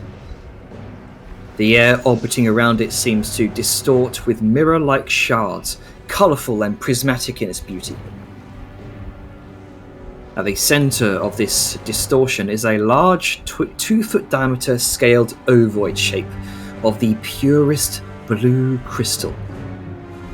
Its surface is peppered with brilliant starlight, and it floats above the ground. The thick, slimy veins that you've been seeing so far seem to originate from this place. As all across the floor, the walls, the ceiling is a branching network of them. Like the grotesque roots of a hideous tree, the veins spark with psychic energy, firing like synapses. The sounds of thunderous lightning claps fill the chamber. You follow the bouts of psychic energy and watch them spouting out from a central massive source. Sitting in the mouth of a central pool, sculpted to resemble the visage of an old god, is the immense pulsating form of a brain, itself comprised of many smaller pieces of grey matter, all congealed into an unsightly form. It twists and convulses in places as something is amiss, out of place. 2 12-foot large plates of dark iron are bolted onto either hemisphere of this massive brain. From them extend 2 immense 12-foot long conical spirals that jut out like antennae. Singularities of psychic power spark at each end, conducting the psychic energies of the brain like a Tesla coil conducts electricity. Aja, with your passive investigation, you surmise that this is indeed how Necrathis has been controlling the colony. This machine is clearly of deep dwarven make, and it's been attached to some sort of central intelligence here. This is probably why Necrathis struck a deal with the deep dwarven king Tharadol, while under the guise of the Pale One. This was so that Tharadol's people could build this machine in secret, probably while under the direction of Necrathis' dark priests, and attaching it to this central intelligence during their invasion of Shuggoth, led by Necrathis and assisted by the traitorous mind flayer Morteth. Dotted around the chamber are a series of 5 feet tall, 10-foot wide eldritch pedestals. Sat upon each of them are 5 chitinous orbs, not too dissimilar to the ones you previously encountered. All but one of them thrums with energy, and 4 tethers of violet-hued magic are siphoned in great pillars of energy from the massive tentacles above, redirected through the orbs and towards the massive brain, creating a large, flickering magical dome over it. You imagine this is where all the orbs have been funneling their energy to. And you can see one orb is sat motionless atop the pedestal, channeling no such energy. At the end of the chamber... Oh. Nope, continue. Okay. At the end of the chamber, filling an entire section of the wall, is a gargantuan mass of shifting glass shards, stained with a luminescent blood red. It bathes this end of the chamber in a ruby light. It's reminiscent of the shifting cloud of glass you saw in one of the previous chambers you visited, but this takes the form of a flat shifting plane. With its mirrored surface, you can see the vague silhouette of a massive 20-foot tall humanoid figure.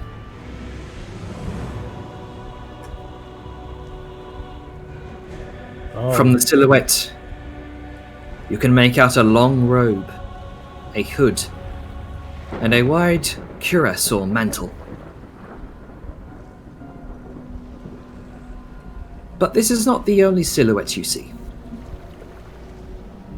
Floating 30 feet above the ground before the immense fractured mirror, you see the huge silhouette of a terrifyingly alien creature.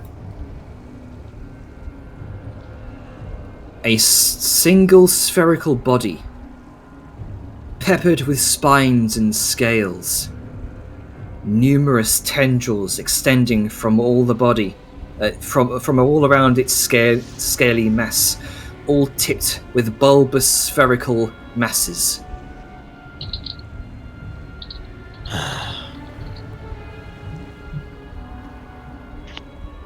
Guys, Well, fuck my life. it's orb time. Yeah, I really should have gone and busted those orbs as a sign. You begin to hear two voices. One is an all too familiar voice that many of you have heard weaving and whispering through your minds at some point or another. This time it's out in the open, and audible to all of you, and seems to resonate from the alien mass of tendrils before the mirror. You need not fret. The child's connection to the egg is a catalyst far more potent than the true sight the Surface King possesses. The knowledge the Elder Brain will retrieve from her shall be far more reliable.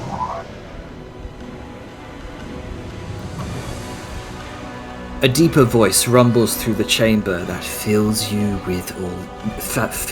all of you with dread. The mirror rattles as the silhouette speaks. See that it is done, Necrathis. Find her location, so that I may finish what I started.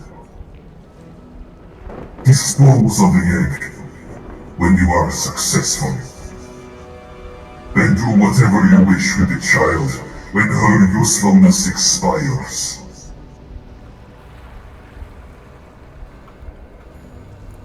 The runic inscriptions around either platform begin to pulse alight and intensify.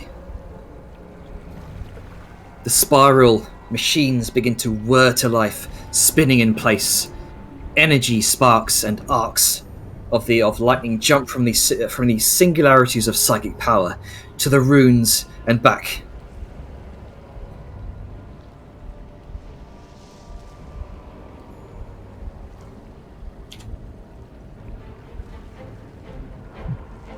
Ganner, Yep.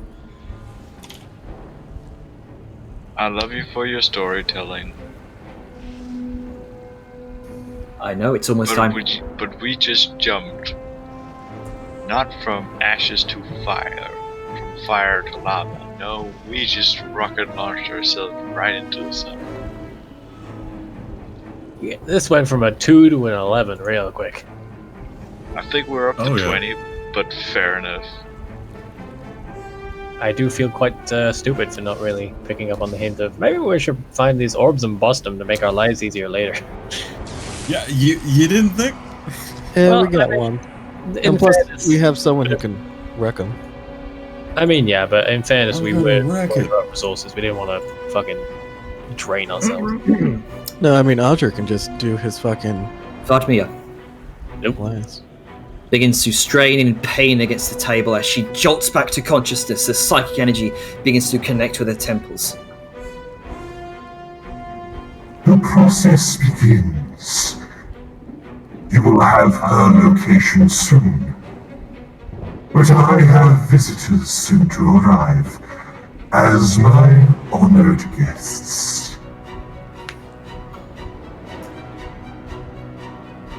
See them crushed or turned. It matters not. I will not be kept waiting. The figure fades from the mirror in a roar of black smoke.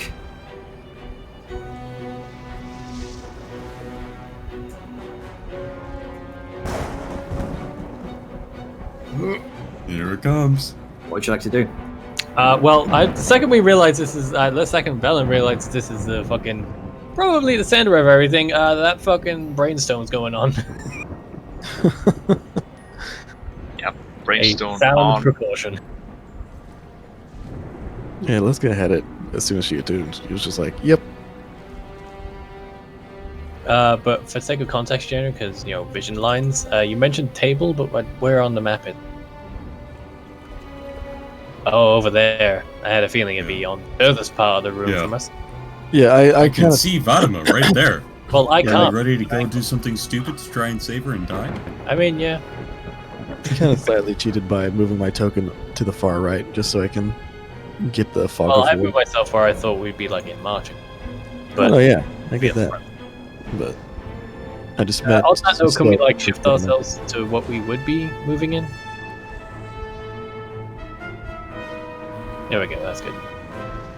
Oh hey, look, the silhouette of a beholder. Yeah, it sure is. As if we didn't have enough problem. So we got Big Lightning Brain, a time crunch with two very important focuses, and fucking Beholder. Now I know what all the cover's for. Yeah, right. Oh boy. But yeah, if it isn't obvious, I'm yeeting my ass straight onto the right side of the room. Sorry? Not now, I mean, I'm talking like planning. Yeah. So Liska's gonna turn, look at Odger's, like, take out the orbs, and then she's going to run and hippity hop. Before we get too into this, we're about 20 minutes out from the end. I think this is like going to be like big boss territory. So we could spend the next 20 minutes strategizing what we're going to do. And so then next session, we're just leaping on into it. Because this is kind of an important and incredibly deadly fight that we Yeah. need to be ready for. I'm very happy I talked y'all into a short rest. Yeah. I mean, It's worth noting I will never turn down a short rest. yeah, Good enough. Warlock. I mean, to be fair, I think it's kind of obvious. Odger and or Sao should take out these things, because I'm guessing they're probably protecting Big Brainy Man. Yep. Uh, If there's anything like that last orb that we came across on the way down, because there's one inert one should here. be if I pretty recall. easy, yeah. One of them's inert, so which one is that again, Jaina? This one.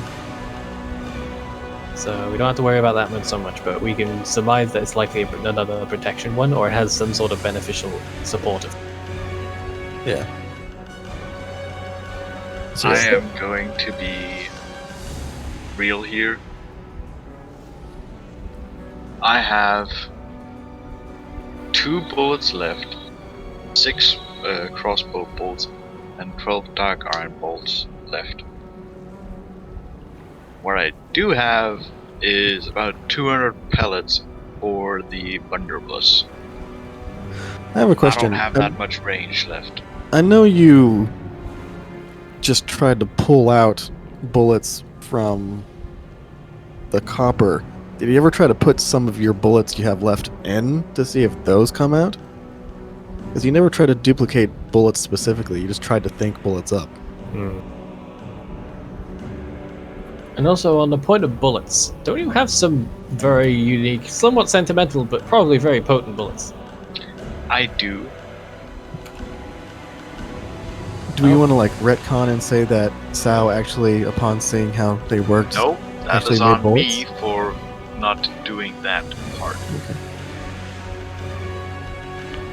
I mean, I do have like jars of the stuff. That's true. I mean, it's actually. how smart. She wouldn't be stupid and be like, "Dur, I will think up," when it's clear that it's been needing a catalyst. But that's kind of down to DM's decision on retcons. I will also mention that I am actually also playing into Sal's flaw, Okay. Okay. which is she does forget things at times. Absent-minded professor. So, You can be big brain and still forget shit. yeah. Son's got another strategy. Obviously, we want to be sticking to cover to avoid the fuck out of what I assume are I-beams, but mainly, I don't know that in character, but it's usually safe to be behind cover when you don't know what the fuck you're fighting. Just as a note, everyone go ahead and roll stealth for me, real quick. Before, yeah. 9. Natural 20. Jesus Christ. Love me this mithril armor. Mm-hmm. Paying dividends. Hey, Liska is the stealthy one. Guys. Holy shit. I can't hide. Fucking crits his goddamn stealth, then I think we might be up shit creek, as they say. Is this dim lighting or? It's currently in the tunnel. It's dim lighting, but once you get out, it'll be considered bright. So do I have advantage or not? This is all taking into account. You're all still in the tunnel while stealthing. Alright. Okay. Well, 14. So I think that's no.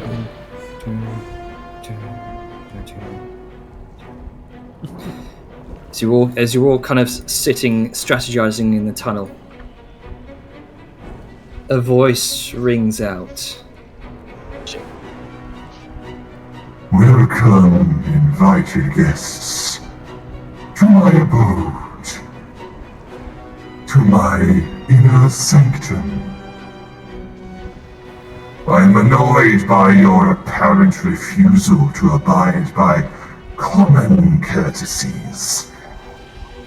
When one humbly invites you to their home, it is customary not to skulk through a window or through the shadows. Well, those don't usually kidnap people, so you can go fuck yourself. Hold on. But Liska, as soon as Vellum starts talking, she like baps him, like to stop him from talking. Okay, She's well, like, no, we actually tried, like, we want to talk. It's just, we couldn't find. There were so many paths to come in, and then, we were trying to, like, it was really just self-defense that we had. Like, we just wanted to get to talk to you, but all your people are assholes. So, like, if you still want to parlay, that's fine. But I organized a personal escort for you. A shame you They didn't. told all those people that then. such a sassy girl. Can I roll I'm deception? having a little bit of a hard time actually understanding. Roll deception. We didn't Although even. your effect might be a tad bit strong. It's actually hard to understand what you're really saying. Oh, he was just trying to call me on my bullshit. Hold on. With my -1 deception, let's do this. Let's go. This is the best. Nope. Not The creature drifts towards the center of the chamber. The light from the pool beneath reveals its form. There's a big old shadow crossing over, so we can't. Oh, there it is. Okay. Oh, hello. Fuck Oh me. boy, That's from that's Lucky motherfucker. that's a big smile. Sickly pale pink flesh, accentuated by sharp, spiny, crocodilian-like scales. A large, wide serpentine mouth decorated with multiple rows of shark-like teeth.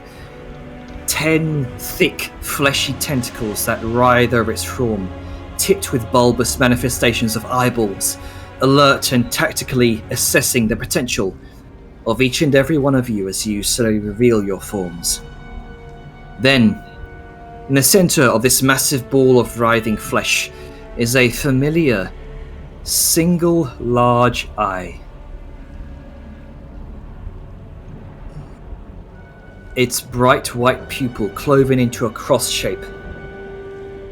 This is the entity you've seen or heard in your visions and your dreams. This can only be the entity known as Necrathis. Guess I'm feared. Regardless, here you are. I have the upper hand, and I consider myself merciful. So I will present you with a choice. The terms, the groundwork for our negotiations. Join my side as harbingers, exalted servants of the sight beyond sight, and bathe in the glory of a new era for Mayland. An empire reborn from the ashes of a slate wiped clean. Or you can die here, and I shall dispose of your companion when she has outlived her usefulness. One of the eye stalks gestures towards Vadmir, who's writhing in pain as the psychic energy racks through her mind. And I shall find another who will serve. One who has vision. And we shall bathe in the grandeur of Mayland's future. Choose. Melon's gonna look to. Let's get a Tiff talk now. Because I feel like we all have the same sort of thinking on this. Yeah, thumbs up. Go fuck yourself. And I suppose at that point we'll. Is that the cue? Is that the cue? I think that's the cue. Is That's that probably the the cue? cue. Yahtzee! That's the cue! So Cue heresy. So, yeah, I before we wa- get too involved. Yeah. You've found yourselves in the presence of the orchestrator of every single event that's taken place here in the depths of the underground. Here, in the belly of the beast itself, in the deepest, darkest recesses of the deep dark.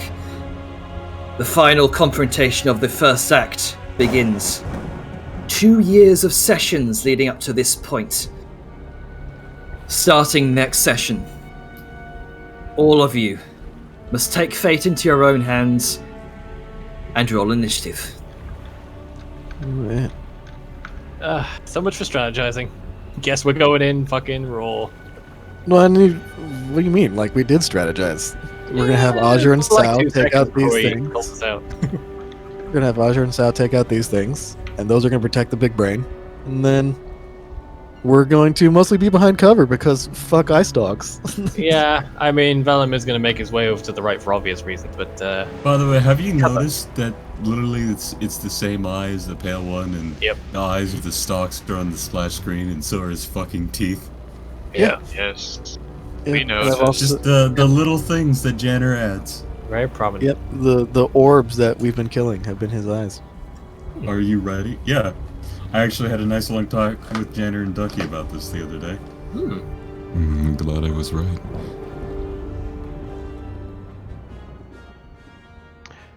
Okay, Yeah. I So am the question would concerned. be, I'm So the- concerned. the question would be that other beholder Illithid we saw, is that just his like stupid son that he gave like a pity job So, to? As a handout for the final boss of this act. Oh, there it is. It's your boy, Grimsy Necrathis. McGee. You face down Necrathis the Pale.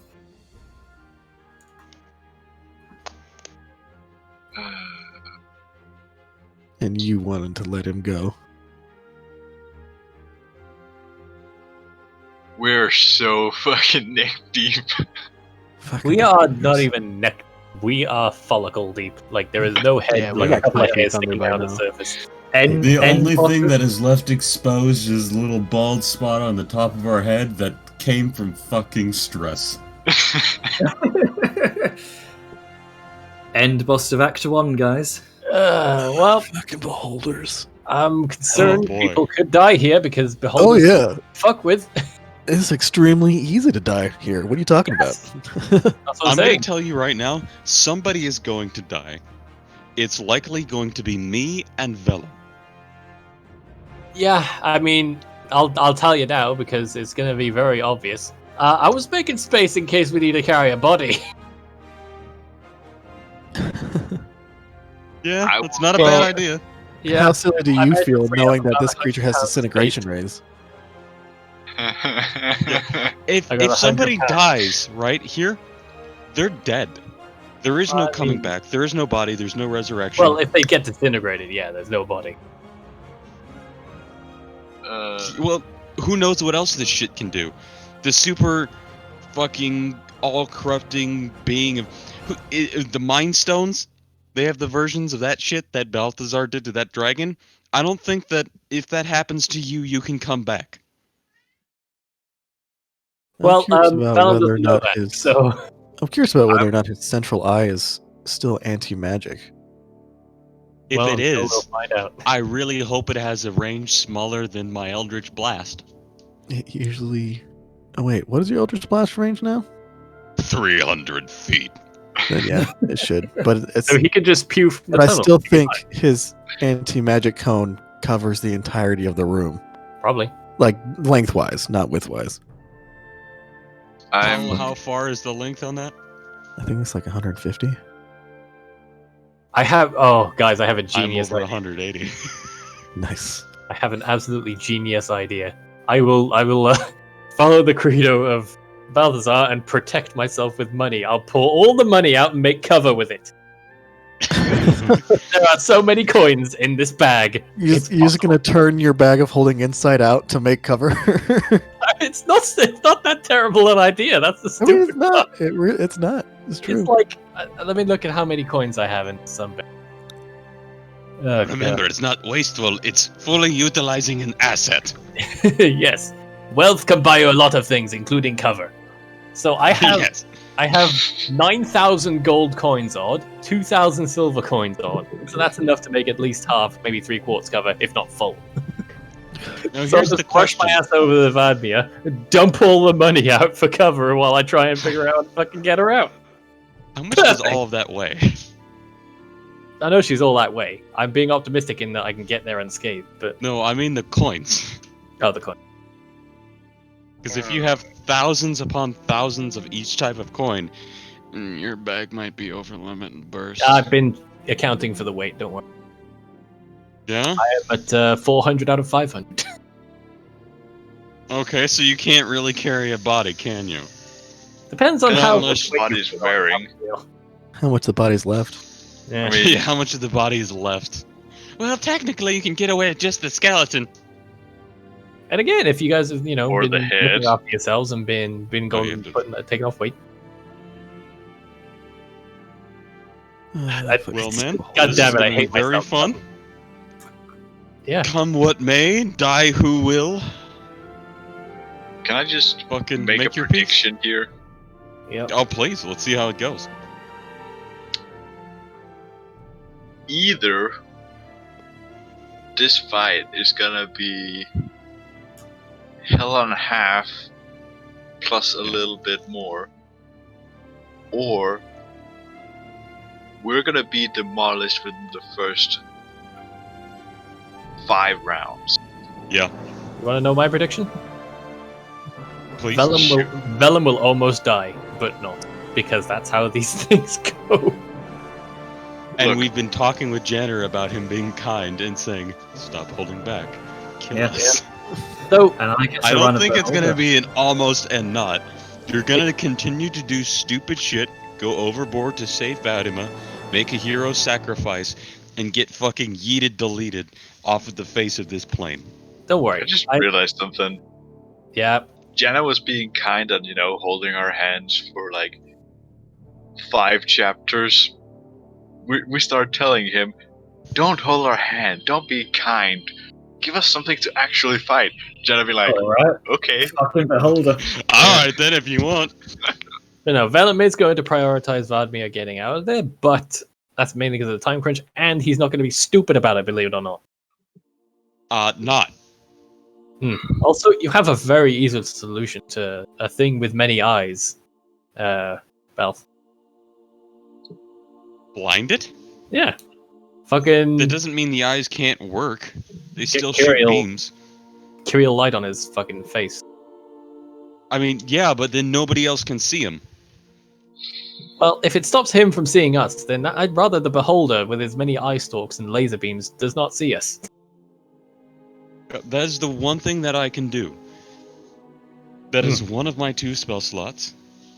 But that does mean that we won't be able to target it, and if it leaves that zone, that's that. Yeah, that's fair. And it's probably intelligent enough to leave that zone.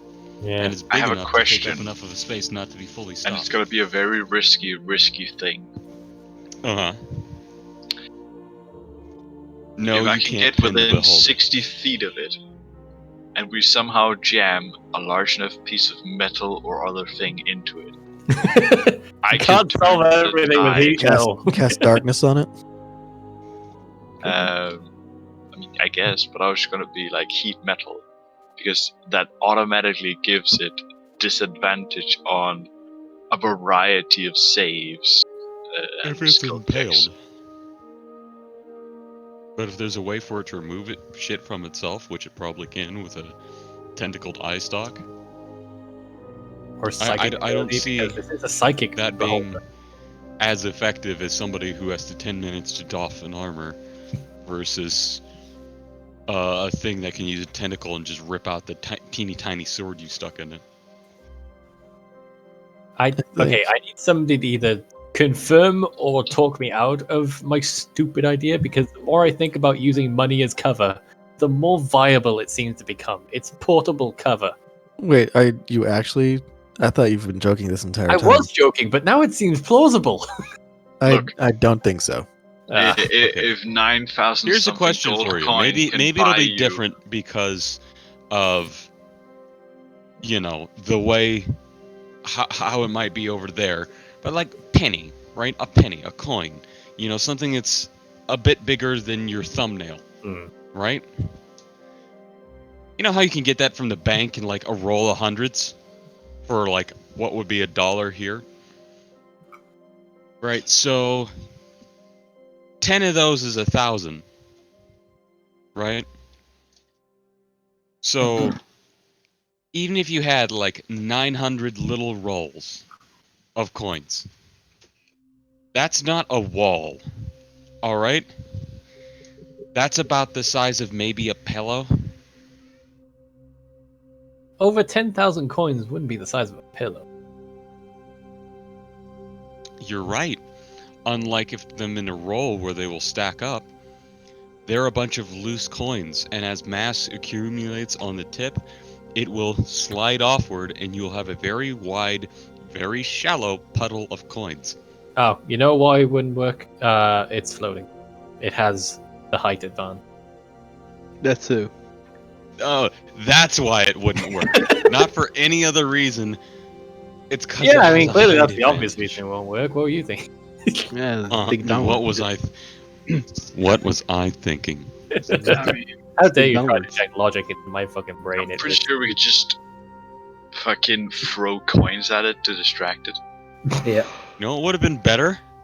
Fucking put Liska up front, damned what she might do with her sword, and have it stare back at itself through her shiny reflective armor. That's not a bad Turn idea, off its own shit with a fucking mirror shield. You remember that shit in Zelda? Yeah. actually. Yeah. You use Liska as a mirror shield. Disable its own magic whenever it looks at her. Eat shit, Janner. Well, I mean, Liska should be going up front anyway because So- you know, That's the thing. I mean, if it does have an anti-magic cone, if you're in front of it and the cone is on, then it can't target you with any of the eye stalks.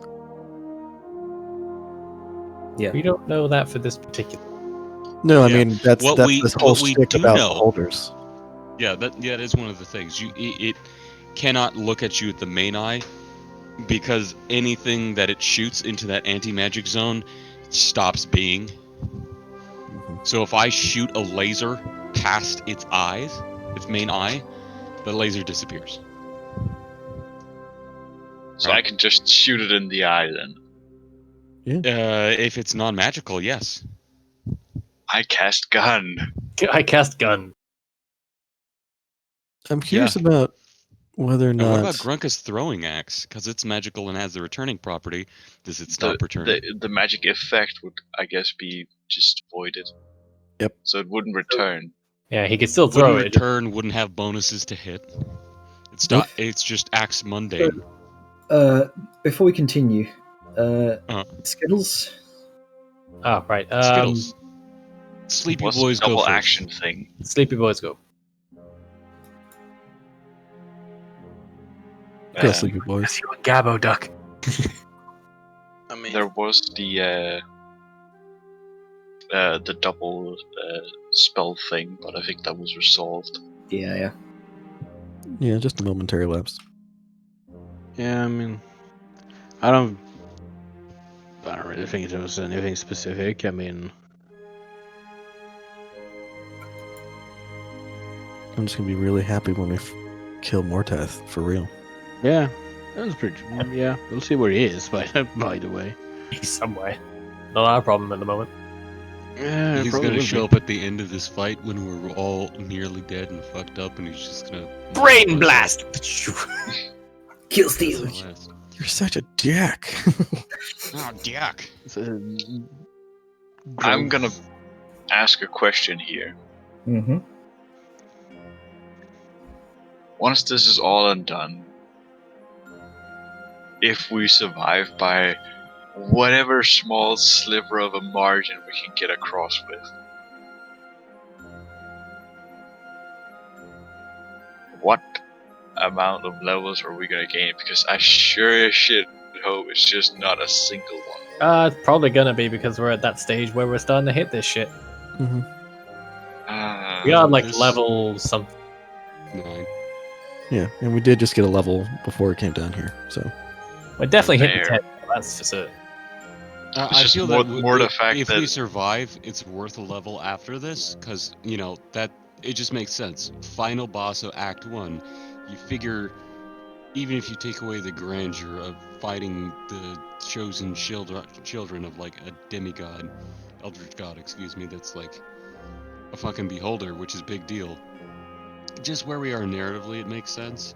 Maybe not immediately after the fight, but like when we return to the surface, having beaten it and are now heroes, and like wrap up the little loose ends. That's my we did. thinking. Yeah. Yeah, considering that Jander said before that once you return the princess, you will get a level. Your resident chronicle here, just reminding the party. Yep. Yep. So, I think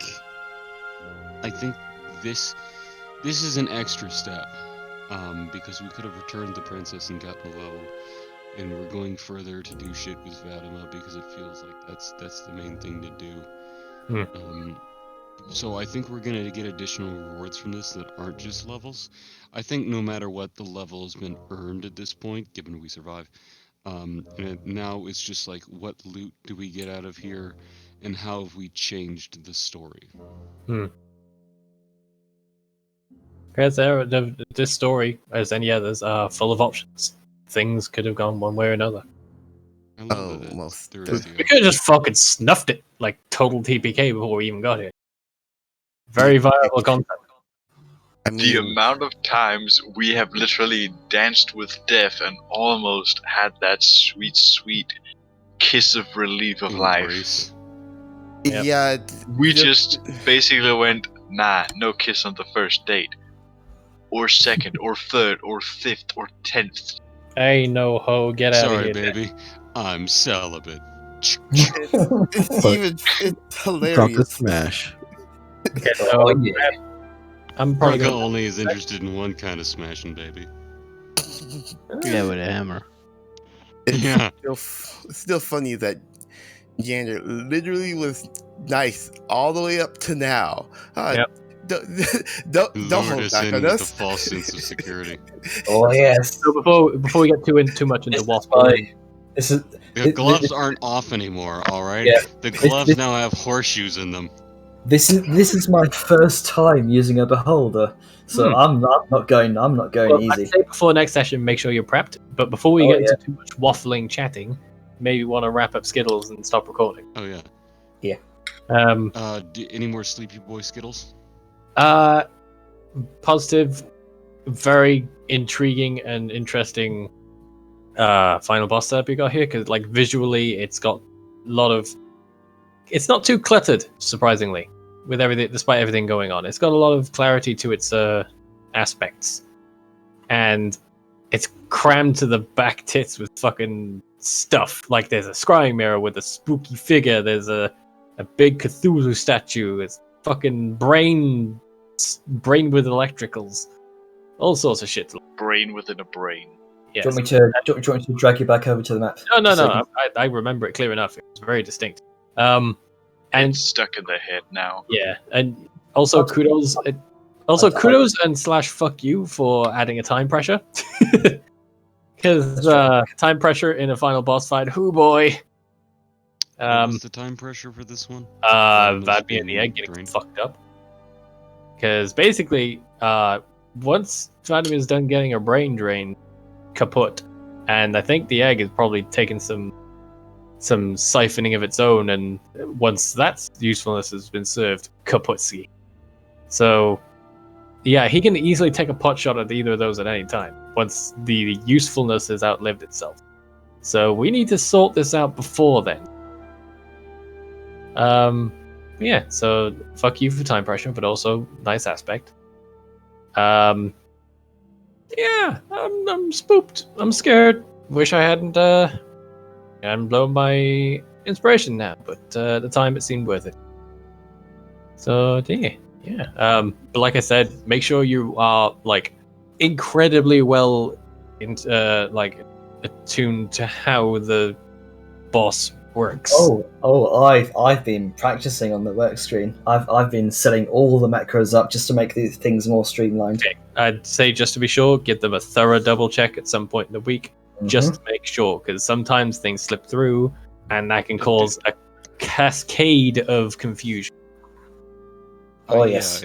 If I could chime in on that with something of a skittle, I would definitely, in order to prevent confusion on what a highly dangerous, intelligent, and multi-abilitied creature like this can do a practice session on your own.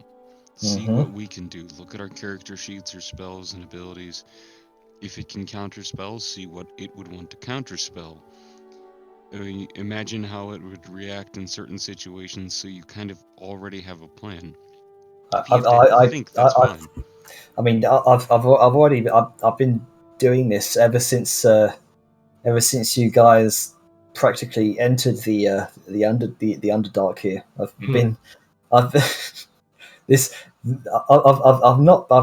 not been practicing this boss fight. This is first time using a beholder, so I'm pretty excited. Can I ask you, if you were to calculate it out of 10, right, out of your practices, how many times have we won? You can't fucking Doctor Strange this.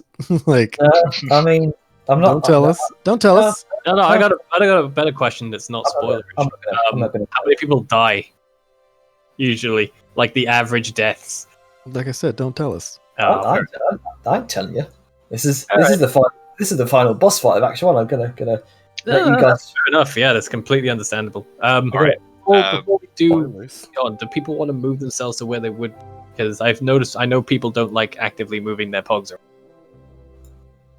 Well, other people started moving while others didn't get to. I think we kind of are where we are, and it doesn't necessarily make sense to change too much since we just had the initiative order go up. Suddenly getting ourselves in tactical positions when we were trying to sneak and failed. No, I mean as some players, and also Tora in the case of Jenner, because Jenner was busy, maybe want to shift themselves because Tora's Tora's gonna be like at the entrance of the tunnel there, ready to jump down to meet Velum and Niska. Yeah, but then like speech happened. Yeah. Yeah, I'm gonna bounce. Thank you for station. Can't wait to next week until somebody dies, probably, maybe. I know people are gonna be horribly hurt, so we'll see how it goes. Yeah, the only resource I wish I had was Indomitable, but I've got everything else, so I'm pretty in good sorts for this. Got my fucking Taotians, got all of my fighting spirits. Good shit.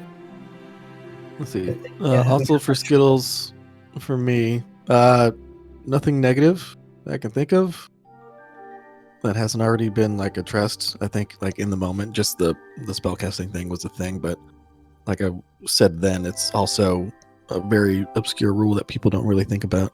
Yeah. Positives. One, the prior map, I really liked it, especially when we opened up the doors that led to the tunnels. Because I was sitting there, I was looking at the map, I was like, man, like if we're going to a room from here, like where the fuck is it gonna fit? Is he gonna move us to a different map? So I really wasn't expecting to see the tunnels, and I was like, wow, Janner really filled out this map with pretty much all like everything that he could. So very, very good map design. Speaking of which, I'm going to post all the maps you've explored so far in the party chat. Cool. Because Secondly, to kind of reiterate, I really like this map here. One, just the fact that it says like this provides full cover and stuff like that is really, really cool. The glowing parts of it, like, hey, if you stand in this square, it's gonna hurt.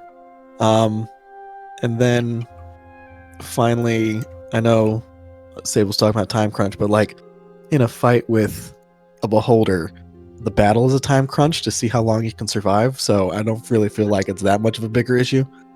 But yeah, it is what it is.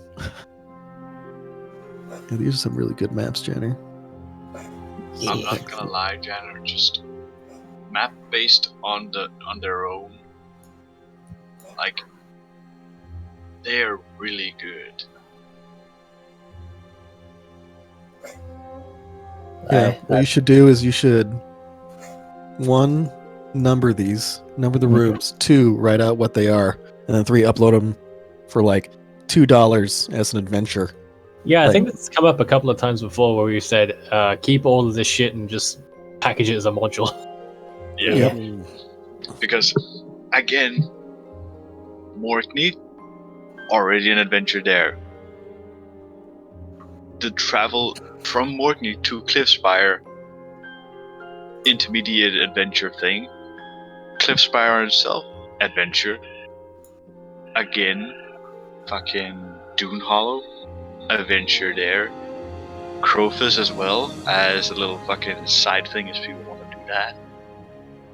Then there's the Underdark, and then we come to this. You have 5 chapters, 5 adventures, right there. I want to finish the campaign first before I do any modules. That's fine. We're just saying Fair it's enough. really good. Yeah. Yeah, because you Another could be thing I would like to give you, Janner, inspiration for, since Oh, I shit. can only assume DM inspiration. you I get also to- drew. it's- Yeah, I'm assuming you also drew the fucking Beholder art, right? I took existing Beholder art and then heavily modified it. Don't give Photoshop. the holder inspiration. But yeah, he looks creepy as fuck. Yes. Yeah, Oh fuck! like I posted in the fucking Discord. That's absolutely terrifying. So, Yeah, nope, I don't know. do that. Do Oh, we? Well, thank you, Janner, Speaking of- for giving me an absolute perfect target to aim for. Big guy. Because What were you that saying, big Aiden? fucking nice cross in the eye is like, basically, Shoot here, yes, please. aim here. Speaking of inspiration, before we all head out, does anyone want to nominate, give out inspiration, just in Yes. general for? Um, I would like to nominate Liska. yeah, same. Saved my ass in that fight and was real good at keeping the oogly googlies off the stun Tora. Yeah. Yeah. But what about Balthazar? I mean, honestly. Oh, he already you got mean inspiration Asha. for. Yeah, I know. you're right. Oh, Inspiration. awesome. Asha is also a key candidate for a slap of inspiration. You guys are going to need all the inspiration you'll Yeah. need for this fight. Sadly, I didn't do anything to earn any today, so. Well, no, actually, Everyone else. I actually wanted to, because for Vellum, like going in, pulling her back, and then like Yes. that was a very tactical and important move. And I think that's basic Cora tactics. probably would have taken a lot more damage if Oh, yeah, that had not yeah. happened. She'd be And dead. you've been down the healer who could actually help you during that. We'd be this fight. down not only a healer, but a quest objective, Yeah. and we would have failed and basically vilified by the dwarves. Yep. Yeah, So, so- yeah, Velen saved your bacon in more ways than one. Well, Yeah. it is, so evens out. Yeah, so I will nominate Vellum. Agreed.